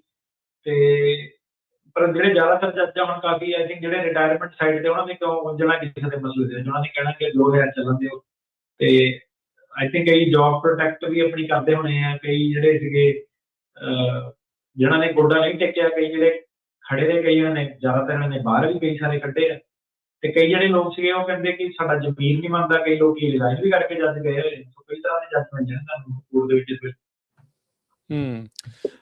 ਡਿਟੈਂਸ਼ਨ ਸੈਂਟਰ 'ਚ ਕਈ ਜਾਣਿਆਂ ਦੀਆਂ ਲਾਈਕ ਡੈਥ ਦੀਆਂ ਨਿਊਜ਼ ਜਿਹੜੀਆਂ ਉਹ ਆ ਰਹੀਆਂ ਹੁੰਦੀਆਂ, ਕਈ ਕੁਛ ਜਿਹੜਾ ਉਹ ਚੱਲ ਰਿਹਾ ਆ। ਬਹੁਤ ਸਾਰੇ ਲੋਕ ਜਿੱਦਾਂ ਤੁਸੀਂ ਪਹਿਲੇ ਗੱਲਬਾਤ ਦੇ ਵਿੱਚ ਵੀ ਦੱਸਿਆ ਵੀ ਉਹ ਜਰਮਨੀ ਦੀ ਉਦਾਹਰਨ ਵੀ ਜਿਹੜਾ ਉਹ ਦੱਸ ਰਿਹਾ ਸੀਗਾ।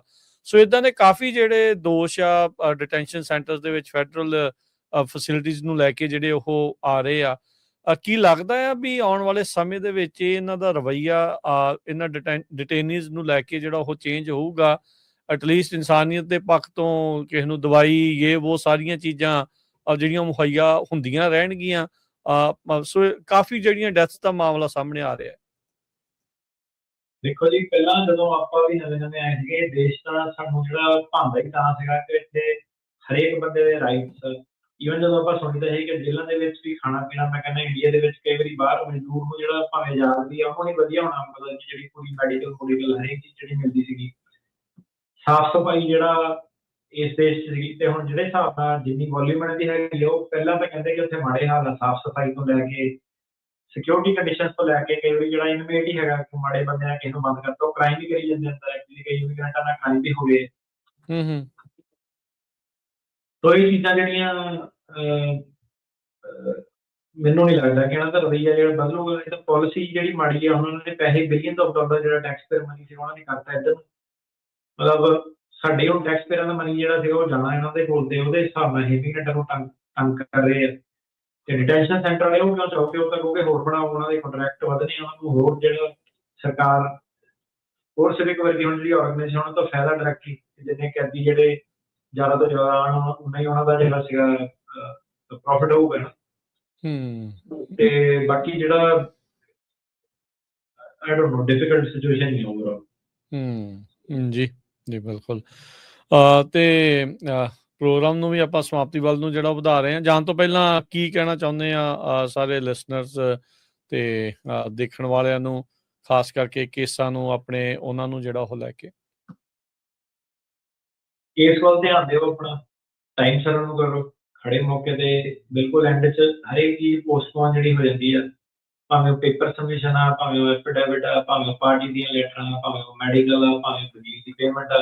ਮਤਲਬ ਕਈ ਲੋਕਾਂ ਨੂੰ 50 ਵਾਰੀ ਵੀ ਤੁਸੀਂ ਈਮੇਲ ਕਰ ਲਓ, ਆਹ ਡਾਕੂਮੈਂਟ ਚਾਹੀਦੇ ਆ, ਕਈ ਨਹੀਂ ਜਿਹੜਾ ਸੀਗਾ ਕੋਆਪਰੇਟ ਕਰਦੇ ਸਕੂਲ ਦੇ ਨਾਲ। ਉਹ ਕਾਫੀ ਵੱਡੀ ਜਿਹੜੀ ਪ੍ਰੋਬਲਮ ਆ, ਕੇਸ ਦੇ ਵੱਲ ਕਈ ਸੀਰੀਅਸ ਨਹੀਂ ਹੈਗੇ, ਕਈ ਨਹੀਂ, ਕਾਫੀ ਜ਼ਿਆਦਾ ਲੋਕੀ ਨਹੀਂ ਸੀਰੀਅਸ ਜਿਹੜੇ ਹੈਗੇ।